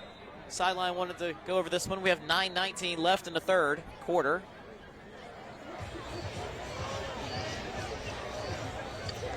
And you have to like Hough's approach to so many things that they've done this half, and even in the second, once they got the lead, a timeout to get everybody on the same page after Christian Dixon ran for 62 yards. Here a timeout because they want points. They want to keep putting pressure on Mallard Creek. Everything that Hough has done tonight has been so precise and calculated, which is what you need to do in a big football game like this one. We've seen it get away from Mallard Creek because the little things have hurt them, and they've piled up. With Hough, they have almost slowed the game down.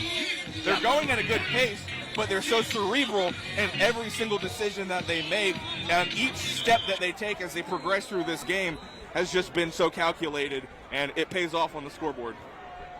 Trey Blakeney tonight, 6 of 12 passing for 56 yards.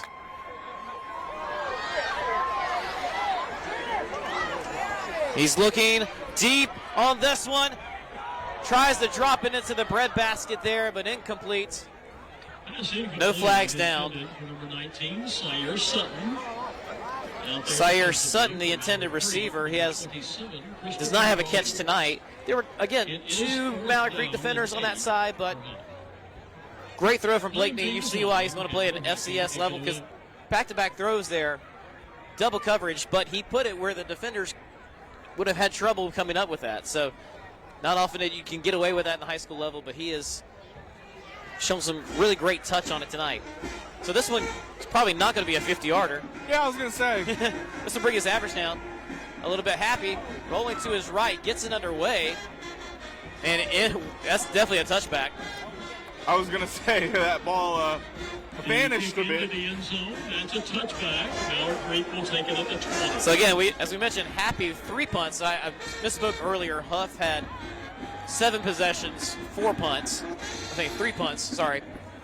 3 punts and 1 turnover downs. But anyway, Happy had 3 punts and averaged 61.3 in the first half. Just a 39-yarder there. It was interesting. It was almost like he had the option. Maybe if there was no one out there, he could do something else with it because the field position was pretty favorable there for Hough. It only nets them 19 yards in field position here because the ball was at the 39, and Mallard Creek rotating in looks like another quarterback.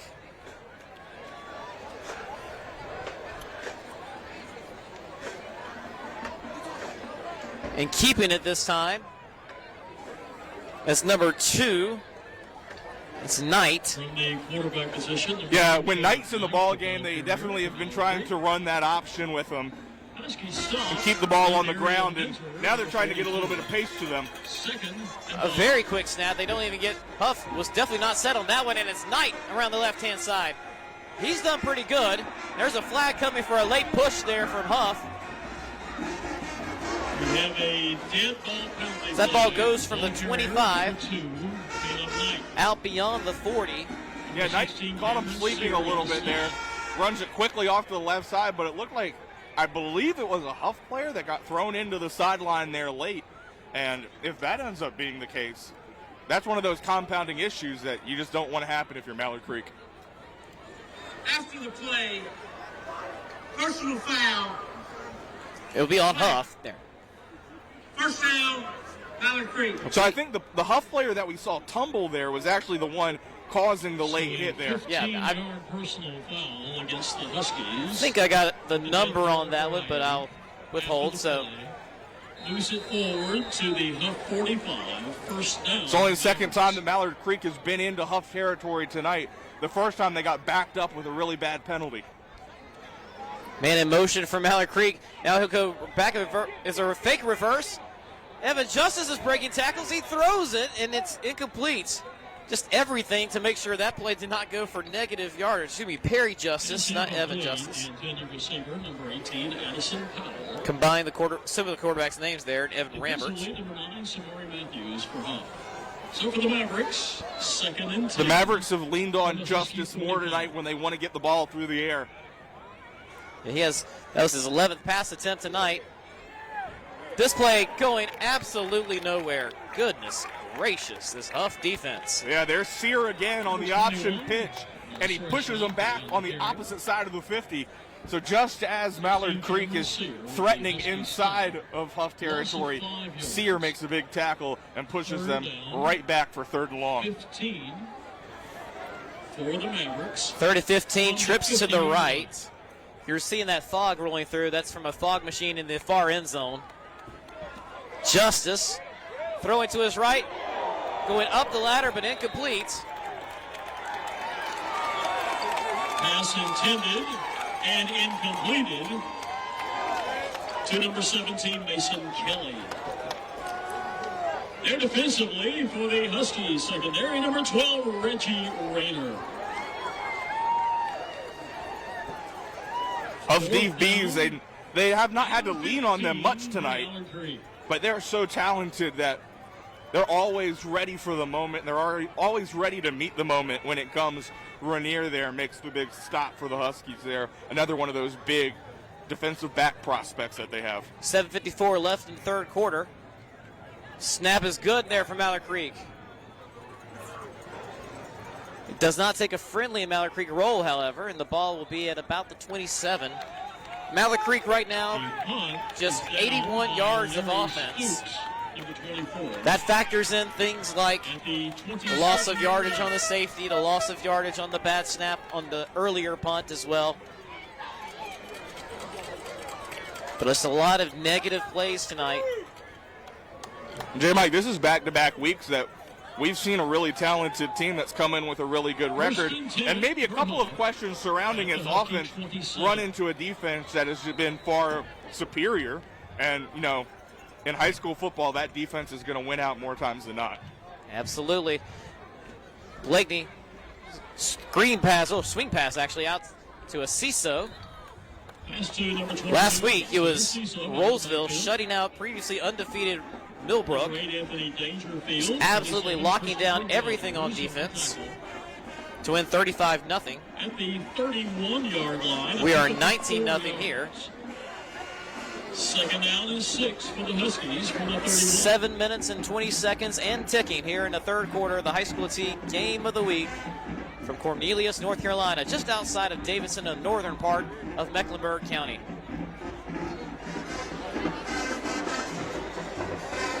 Tackle made in the backfield. He's going to lose a yard here.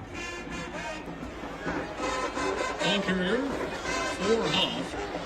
Number 21, Jamarian Morrison. So Jamarian Morrison was on that carry. We'll say 0 yards, so he did get back to the line of scrimmage. Morrison is a freshman. No gain on the play. Had a nice run in a blowout of Chambers. From the 31. He is somebody who you may need to put a little bookmark and come back to later in a few years. Well, that's the thing about this Hough team. They're built to win now, and they're built to win in the future. They have so many talented underclassmen that complement this really strong group of seniors. Swing pass to a CISO. He's got the first down. He makes a man miss. He is fighting off 2 tacklers. Jason Asiso. on the swing pass from Trey Blakeney. I feel like every time we've called his name tonight, Jay Mike, it's been for a chunk play. 27, Christopher Rogers on the stop, but not before There he is, first lining up down now yardage out wide. to the 47, a gain of 16. First and 10.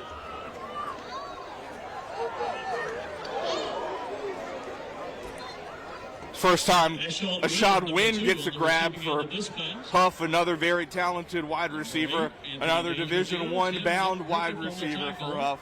But he's a guy who, was a star at 1A Hobson the last few years, comes in and is a role player here in Hough, but one of the most talented ones in the state at that. Yeah, all-state for us last year. Hopton, they run the air raid, so he had, I think it was like 90 receptions, and a huge hit over the middle. Did he hold on? He did. Pass is complete. Whoa! Number 7, Sean Brady. Sean Brady with a heck of a catch. And hit by number 8, Anthony Dangerfield. Anthony Dangerfield, we've called his name a few times tonight. A gain of 8 That- yards. Third down, 2 yards to go. As impressive as the hit was, up. as impressive that hit was, I can't believe he held on to it. Gain of 8 makes it 3rd and 2. Asisa will pick up the first down. Looks like just barely getting across the first down marker. We've lauded some of the plays that Mallard Creek's defensive backs have made tonight. I feel like Dangerfield has been right at the center of that. Not only has he had a lot of hits, they've been loud.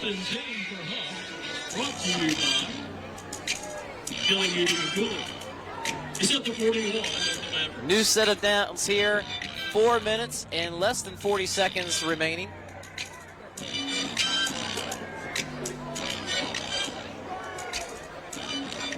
It's a pitch. This is Brady with it. These Hough skill players, as you mentioned, always seeming to make the first guy miss. Brady takes it forward for the Huskies. His second carry of the night. And 22, Deuce Midget makes the tackle for Mallard Creek. Gets about 4 on it. The The pickup. 37-yard line. 4 yards on the play. 2nd and 6, Huskies. And the Mallard Creek 37. Both these teams like to snap the ball quick. Mallard Creek probably had his best results of that in this last drive. You see Hough here has just really settled into a rhythm. Sometimes they're snapping it quick, sometimes they're lining up and then looking over for the play. 9 seconds on the play clock, though. So Blakeney returns. He's got 4 wide. The Mavericks are showing blitz. He pitches it to Asiso to get wide. Close to a first down. The pitch to Jason Encino, number 22. Yeah, you're at a point now when you're Hough, you're up 3 scores. You have all the confidence in the world that your defense is going to continue to pitch the shutout that they have tonight.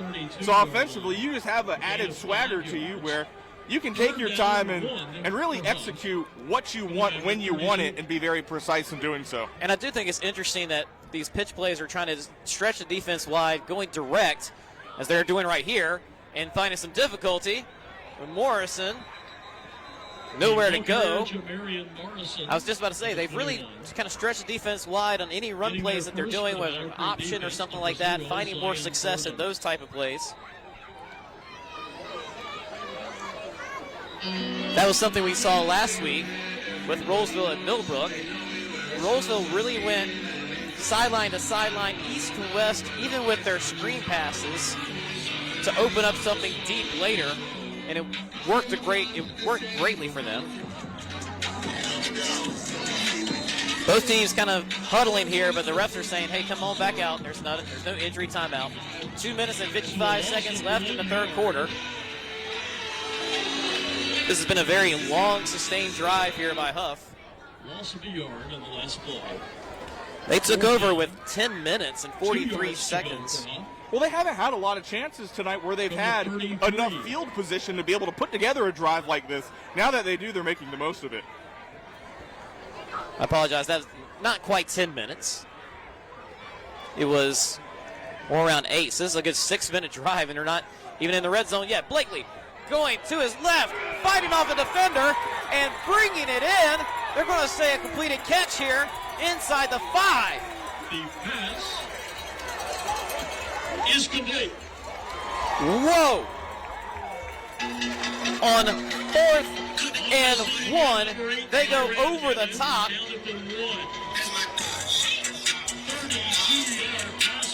30 yards through the air. Wow. At the 1. Hough looking for a knockout punch. Ciso down at the goal line. Tyson and Ciso, the ball carrier, after the Dilling heating and cooling first down. They just seem to have a knack to make that last tackle. By number 13, Lawson Collins from Mallard Creek. 2 minutes now left in the third quarter. Blakely will try to take it himself. There's a flag immediately. You're going to probably say illegal formation here by Hough. Maybe not enough men on the line of scrimmage. Penalty flag. A few other things it could be. That has haunted Hough when they've tried to go with that quick kind of dive forward with the quarterback. I was wrong. So oh, wow. you do blow the ball dead on encroachment as well in high school. So it's hard to get half the distance inside the 1. So I'm not even sure you can fit 2 footballs between the line of scrimmage and the end zone right now. They bring in Funderburk into this package. They're looking for some power here to drive forward, whether it be Blakeney or Ciso. Shotgun formation. Blake is going to take it himself, puts his foot down, got it. Touchdown, Huskies.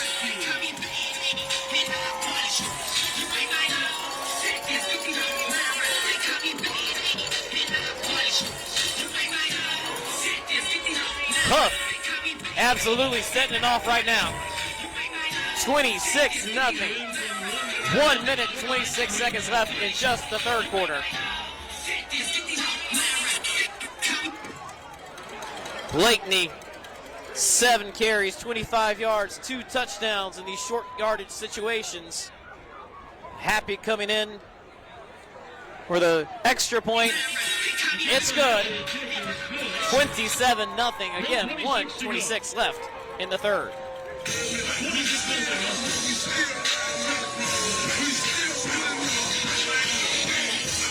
That scoring drive, methodical, precise, but then they go with the big explosive plays. Tyron Evans, as he has done all night, a huge grab, and then Trey Blakeney once again with his legs punches it in. And you're in the danger zone now, 26-0. 1:26 left in this third quarter. It's been all Hough, but they've now mashed their foot onto the gas pedal with that one. I said 27, I'm thinking the traditional football score, but we have the safety, so we're kind of thrown off a little bit. It is 26-0. That score is correct. 26-0. 1:26 left in the third quarter.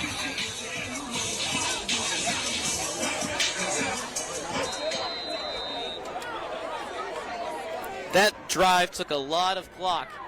A solid 6.5, about 7-minute drive. And Happy's going to make sure that Mallard Creek takes over at the 20 yet again. Last week you mentioned we had a heroic performance from a kicker, and Riley Daniels of Roseville, recovering not one but two of his onside kicks. Hardly ever you see a kicker recover his own onside kick. He recovered both of them. Tonight it's a different kind of prowess with Happy.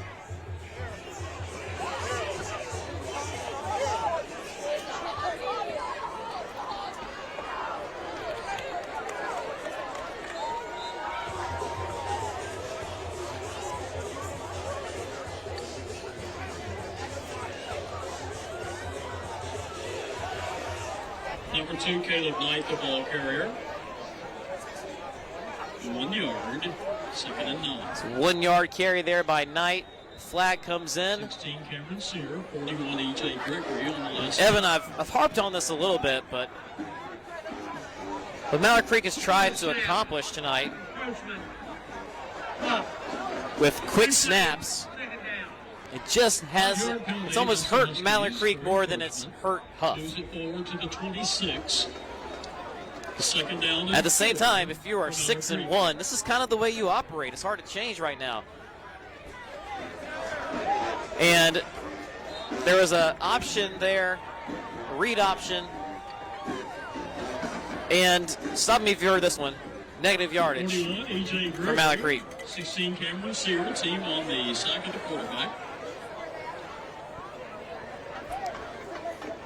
Well, I think the silver lining here as we tick down into the final 30 seconds of this third quarter and Rambert now comes in at quarterback is that you're not going to see a better defense for the remainder of the regular season than the one that Mallard Creek is lined up across from tonight. Screen pass to the right, takes a skip, and is incomplete with 18.3 seconds left until halftime. You were talking about it earlier in this broadcast, J. Mike, but obviously the winner of this game is in the driver's seat to claim the 4A top seed from this Queen City Athletic Conference, which is going to be very crucial. It's going to be a very well-represented seed up in the top of the bracket, along with the Weddingtons and the Grimsleys of the world, the East Forsyths. But whoever does not win this game, and right now at 26-0, it appears that it might be Mallard Creek. High snap. Gets it underway, though. I was going to say, that's a very scary double-digit seed. Oh, yeah. That somebody's going to have to welcome them in the second round of the playoffs in the third. And that's going to be a little bit frightening. Yeah. I think we saw last year with Independence, and they made their lengthy run deep into the playoffs to the regional final. Since the latest realignment period, so we're in the fourth year of the 4-year realignment period, this conference, the conference champion, has almost been a curse in that you lose to whoever finished second or third in the playoffs.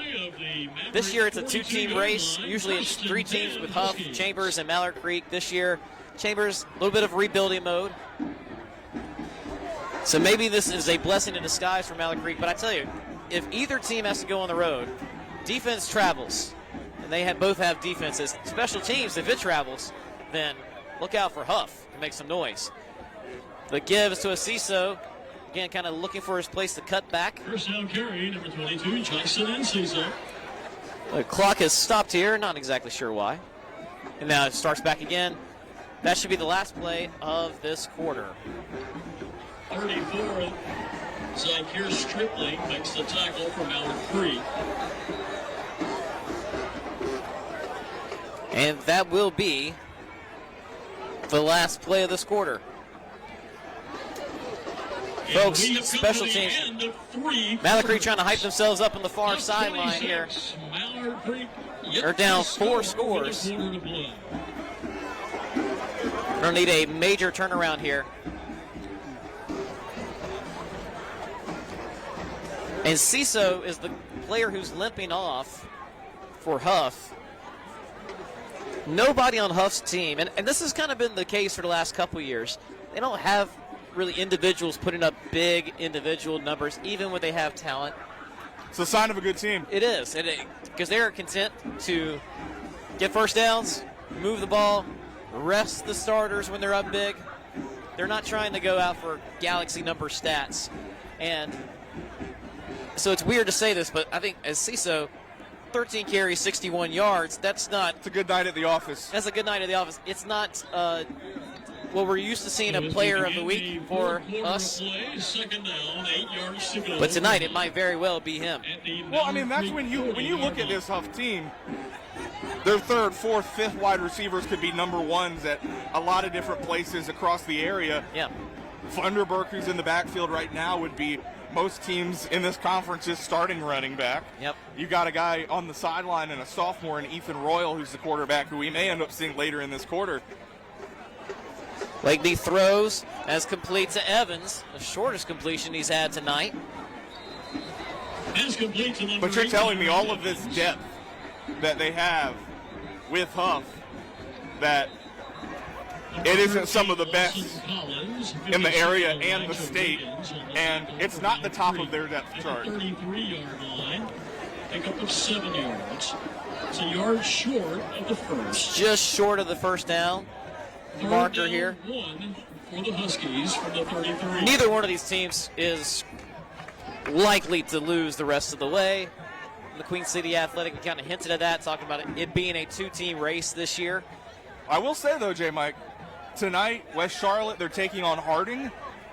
West Charlotte could be essentially the very first team in the state to punch its ticket to the playoffs, because a win over Harding would guarantee that they would get that top 3A seed out of this league. That's true. West Charlotte, I forget about that sometimes because they are a 3A in this split. Thunderberg. There are a handful of teams. 3 yards. Joel Bryant and I were talking earlier today. Even though they may not realize it, there are a handful of teams in this state that today, by picking up victories, could claim their split conference's top seed. One of those being in this league with West Charlotte, the others being North Brunswick and Lewisburg. And this is only week 9 of 12. We have an extra week at the end of the season because of the impacts of Hurricane Helene in Western North Carolina. And Western North Carolina is back on the field tonight, which is a great story in of itself. Thunderberg moving his legs. Positive yards again. No reason to put Ciso back out there.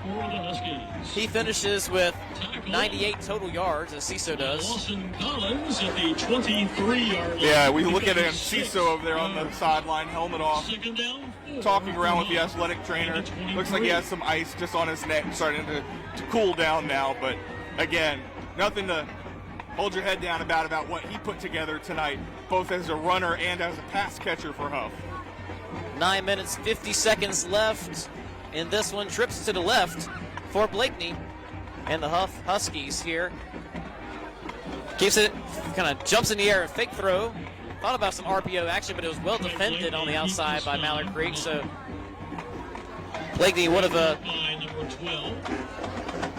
number of these Hough Huskies are going to FCS schools, including 21-yard line. Center Keandre Marsh, 2 yards on the gain. Blakeney himself. 2 for the Huskies. And think about it, Jay Mike. This is Trey Blakeney. I think when you look at Blakeney's progression now as a senior, as he tries to get them to jump early there, I think you could almost align it a little bit with what we've seen Bryce Baker be able to accomplish this year at East Forsyth. Now, Baker was a transfer into East Forsyth. The give to Thunderberg. To be right at the sticks. Looks from the early indicator, depending on which official gets to mark this. But back to my point, Blakeney, this is his second full year of having the keys to the car, and sometimes there's a little bit of a growth period and a little bit of a year of development. And Coach Baker really talked about it at the end of this summer, coming into this season at Media Day here for this conference.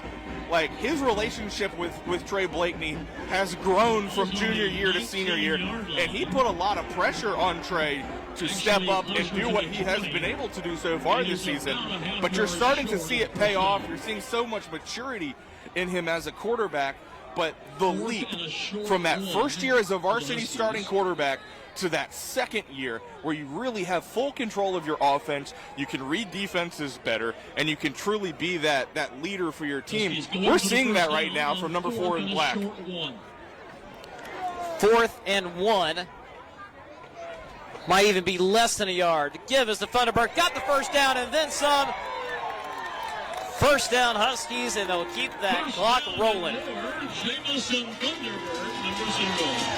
While Enciso is quick, has a little bit of finesse, and then a punch to his game, Thunderbird, straight power there. Number 8, Anthony Dangerfield on the stop. A gain to the 12, where it's first down Huskies. First and 10 at the 12. The give is to Thunderbird, rumbling his way forward to the 6. Again, it is Jamison Thunderbird, the ball carrier for Huff. Number 5, Brandon Rose on the stop for the Mavericks. Average yards per carry for Huff is just 3.6 yards. A gain of 6. Second and They've got clock control right now. Thunderbird trying to go to the right side. Can he get in? He does. It is all Huff Huskies tonight. 5-yard carry. Jamison Thunderbird.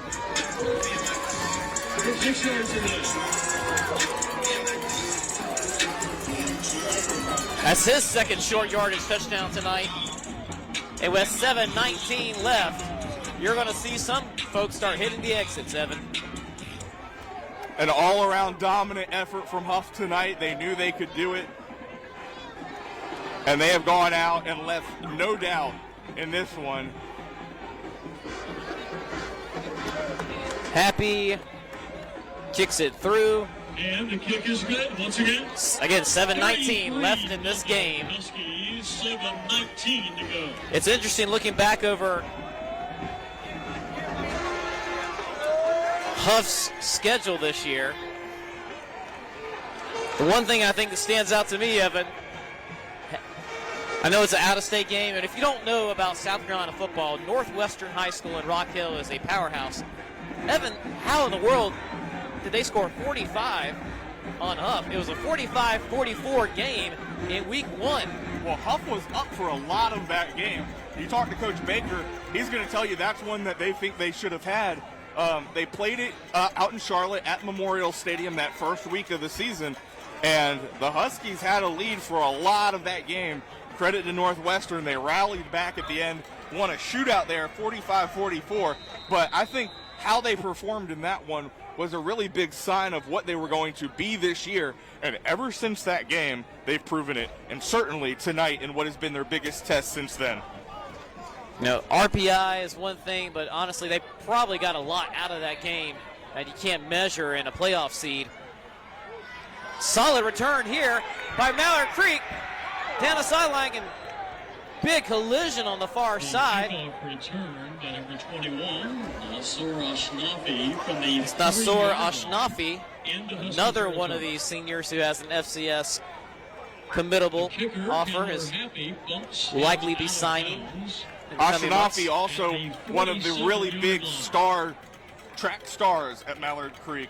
As a runner, broke onto the scene last year, very first game for Mallard Creek, had a handful of interceptions and a win over Independence, and then after the football season really broke away in the spring as a sprinter for the Mavericks. That's the 4A state champion boys track and field team from Mallard Creek. And I believe a state record-setting relay team. Keeping himself. That is Knight once again. First down carry for the Mavericks, number 2, Caleb Knight. Decent yardage there. So after Huff lost to Northwestern, they blew out Myers Park 52-13. Huff, and this also probably hurts the RPI, a second game against a team from South Carolina. This one against Carolina Forest, a 41-0 win, and that's not a small feat. Carolina Forest is out by Myrtle Beach, coached by Mark Morris, the former head coach at Cleveland. The give here is to Curtis Clark. He's not going very far at all. Correct me if I'm wrong, J. Mike, but when you do play a team that is out of state in a bordering state, it still factors in the same as it would against an in-state team in terms of opponents' win percentage, but I believe it's when you get outside of a state that borders North Carolina is when it all just starts factoring in as a 500 win percentage. And that's where I really think some teams who venture outside of a bordering state really get hurt. There's a couple different instances over the past few years where we've seen a team go to Florida, or they'll go somewhere really far beyond, like Maryland, Oregon, Texas, and play a game, and then that factors in as a 500 opponent's record, regardless of how good that opponent was. So a team that Mallard Creek played really well against earlier this year, Archbishop Moeller, which is a powerhouse out of Ohio, as great of a victory as that was for the Mavericks, Archbishop Moeller, regardless of what they do this year, their opponent's winning percentage, it's just going to factor all in as 500 because that team plays in Ohio. There's a little bit of trickiness to this, and that penalty, unsportsmanlike after the whistle, not what Mallard Creek was hoping for.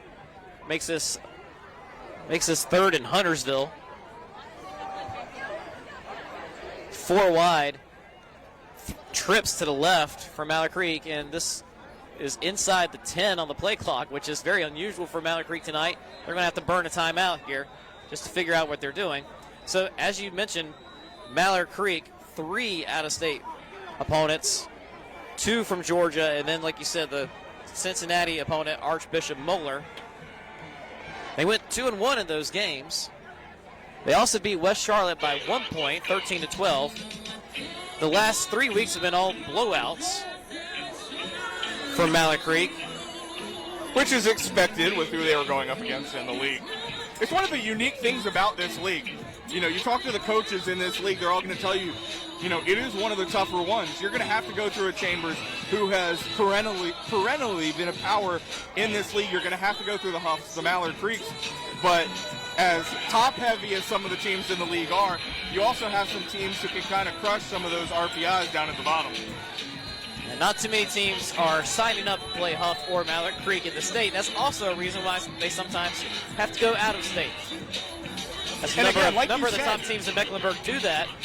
Number one, great competition in South Carolina right across the border, but also a lot of teams don't want to take that loss.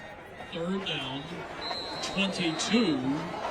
Yeah, sometimes that's the best option to learn lessons even if you don't win, but also get a quality opponent that isn't too far of a travel for you. Ball at their own 41. They have to get to the opposing 36, and this is moving even further back. Well, I wish we had some individual defensive stats because I think our player of the game might be on that side of the ball. Minus 12 yards. 32 Will Berlin also in on that for side. Perry Justice. Maverick 29, a loss of 12. 4th and 34. 28 carries. 4th and 34, that's been the story for Mallard Creek tonight. And as well as Hough has played, the Mavericks at times just haven't been able to get out of their own way. Less than 2 yards a carry tonight from Mallard Creek. That will win you about 0 ball games on most nights against 99% of your opponents. Crowd here again was just standing room only, 5 deep. Some, especially the younger crowd, just decided to hang out behind us and not pay attention to the game because they couldn't view it any other way. So why not? And delay of game here on top of it. So we are now moving into 4th and 39. Wow. 5-yard penalty for delay. Might be 4th. We might go in the opposite direction and call this like 4th and Kannapolis. Another bad snap, and that's going to be a flag for a hit on the punter. You can hit the punter if you hit the ball, but there was no contact made on the ball. However, it's not an automatic first down. So in high school, it's a little bit different. Seen this a few times this year. We've seen running into the kicker as well as roughing. Well, I was going to say, J. Mike, that 5-yard penalty, like, pretty inconsequential in the big picture of the game, but the further you have to back your punt team up to the end zone, probably not the most beneficial thing given how some of their snaps have gone tonight.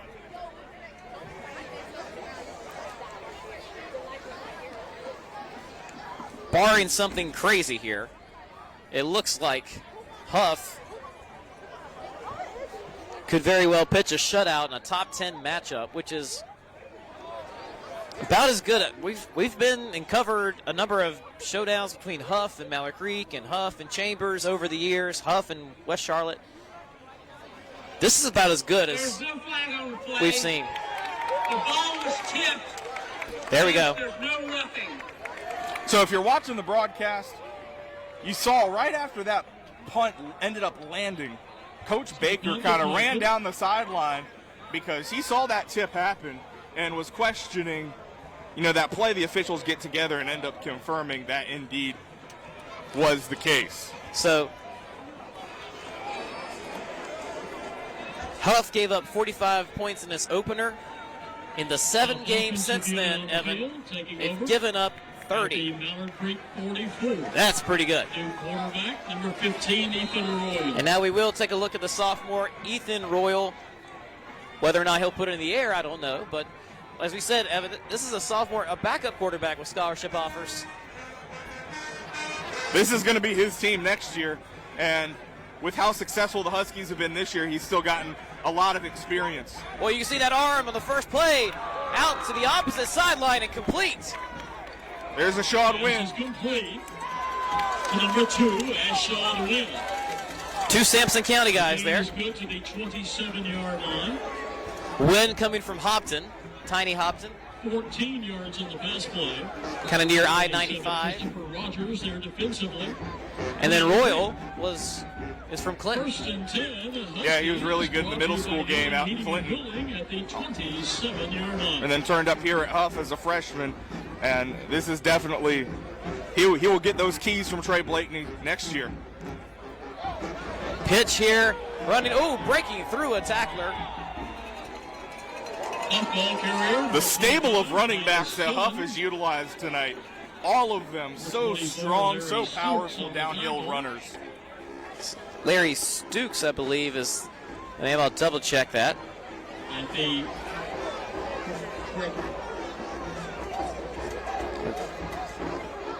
They announced Larry Stokes. Caius Tenen is the name that I have on that carry. So either a number 24 with an 8-yard run.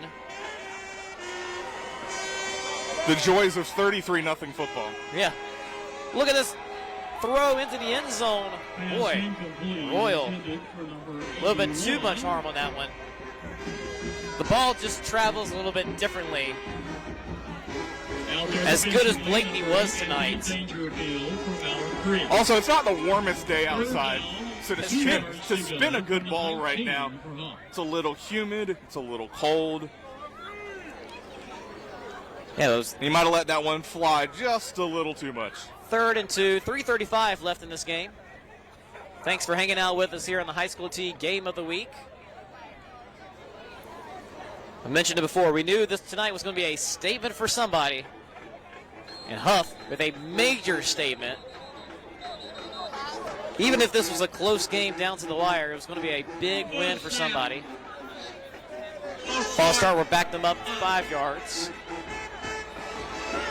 I'll say, HighSchoolOT Game of the Week, we've had some fantastic finishes. We haven't had too much of this at all.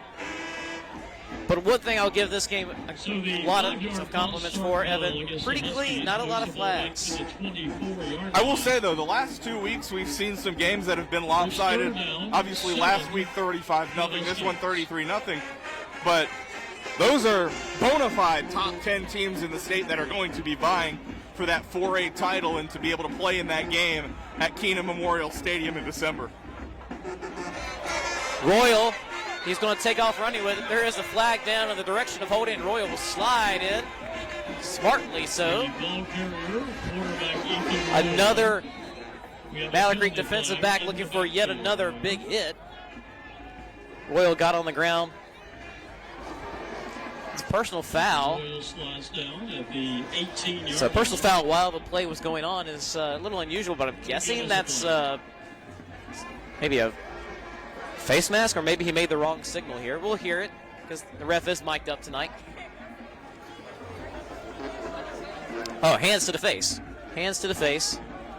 Personal foul. Up. Replay 3rd So this third down gets longer and longer.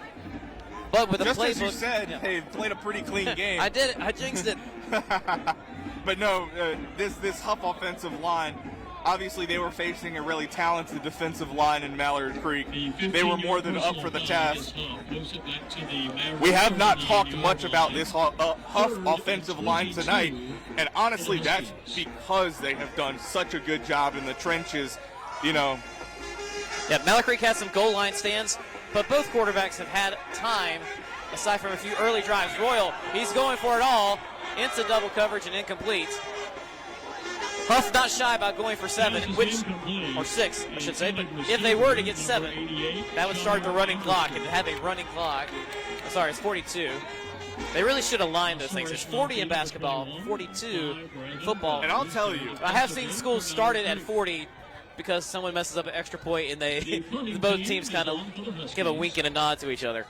the difference between 40 points and 42 points in football is so drastic. I've been at a handful of games over the past year or so where you get so close to that 42 and never creep over It's like a bad snap on an extra point or something like that, and all of a sudden the running clock makes you wait one more drive longer. Mallard Creek fielding it right out of the air. Most of the coverage is behind him. And tightrope walking down the sideline. A great return there by number 21. I believe the number. Ashanafi? Is Ashanafi. Also Ashanafi returns the punt. It was a heads-up play there. It was. Most Hough of the was coverage. worried about trying to pin that ball deep, and there was just a gap where Ashanafi could just run over, catch that ball on the run, and like you said, most of the coverage was at his back. And a great job there by the Hough returns, or the Hough punt team, to hawk him down from behind. I don't have the benefit of instant replay, but I think Ashanafi also did something that kind of threw off the coverage because they went to a different spot where that ball was going to land. Yeah, he snuck his way into fielding that one. Mallard Creek trying to get some points before this one concludes. Run out of bounds. Quarterback keeper Perry Justice. Perry Justice. I think one of the big things if you're Mallard Creek as this year goes along is continuing to try to shore up the quarterback situation. It can work with 2-3 guys running the helm of it, but everything else has to be so airtight and efficient to be able to plug and play so many different guys and then let them give you so many different looks. And over these next couple of weeks, you've got a few more weeks on your hands for Coach Tinsley and company to just refine how this offense operates before the playoffs. Like I said, they're going to be a very unpleasant opponent for somebody in this postseason. Samaritan Page on that carry. Now he's a lead blocker here for Perry Justice, who fumbles it at the end of that run. Number 16, Perry Justice. And a turnover. Great fumble on the play. And it's recovered by number 3, Jackson Heath. And 2 minutes, 3 seconds left. That, Evan, should pretty much do us here. One of Mallard Creek's biggest gains of the night. Justice not secure at the football. You saw him trying to hold it in his right hand. And again, cold night. And he's trying to palm it with his right hand there. Not safe with the ball. Keith comes away at the bottom of the pile. And that will do it in this one. No suspense in this one. The only thing we anticipate is what the exact final score will be. And if Hough can put it in the air here. A new running back in the game. Yeah, they just need about one more first down, and that will all but guarantee that they can kneel down here. Remember, Mallard Creek used a couple early timeouts in this half, so they can't really stop this game much more than where it's at now as we tick under 90 seconds with a 2nd and 5 coming up. That was Joey Limbo with the carry. A few new athletes going to get their name called here tonight. Solid pickup of 5 yards. Throw from Royal is complete to number 14. It's complete to number 14. Caden Hornsby. He picks up 4. And the tackle by number 8, Anthony Dangerfield. Clock rolling here. We are now under 1 minute. 4 yards in the game. 3rd and 1. Huskies just short of the 44. First down here will end this game, I believe. I don't think Hough will need to do anything else but take a knee.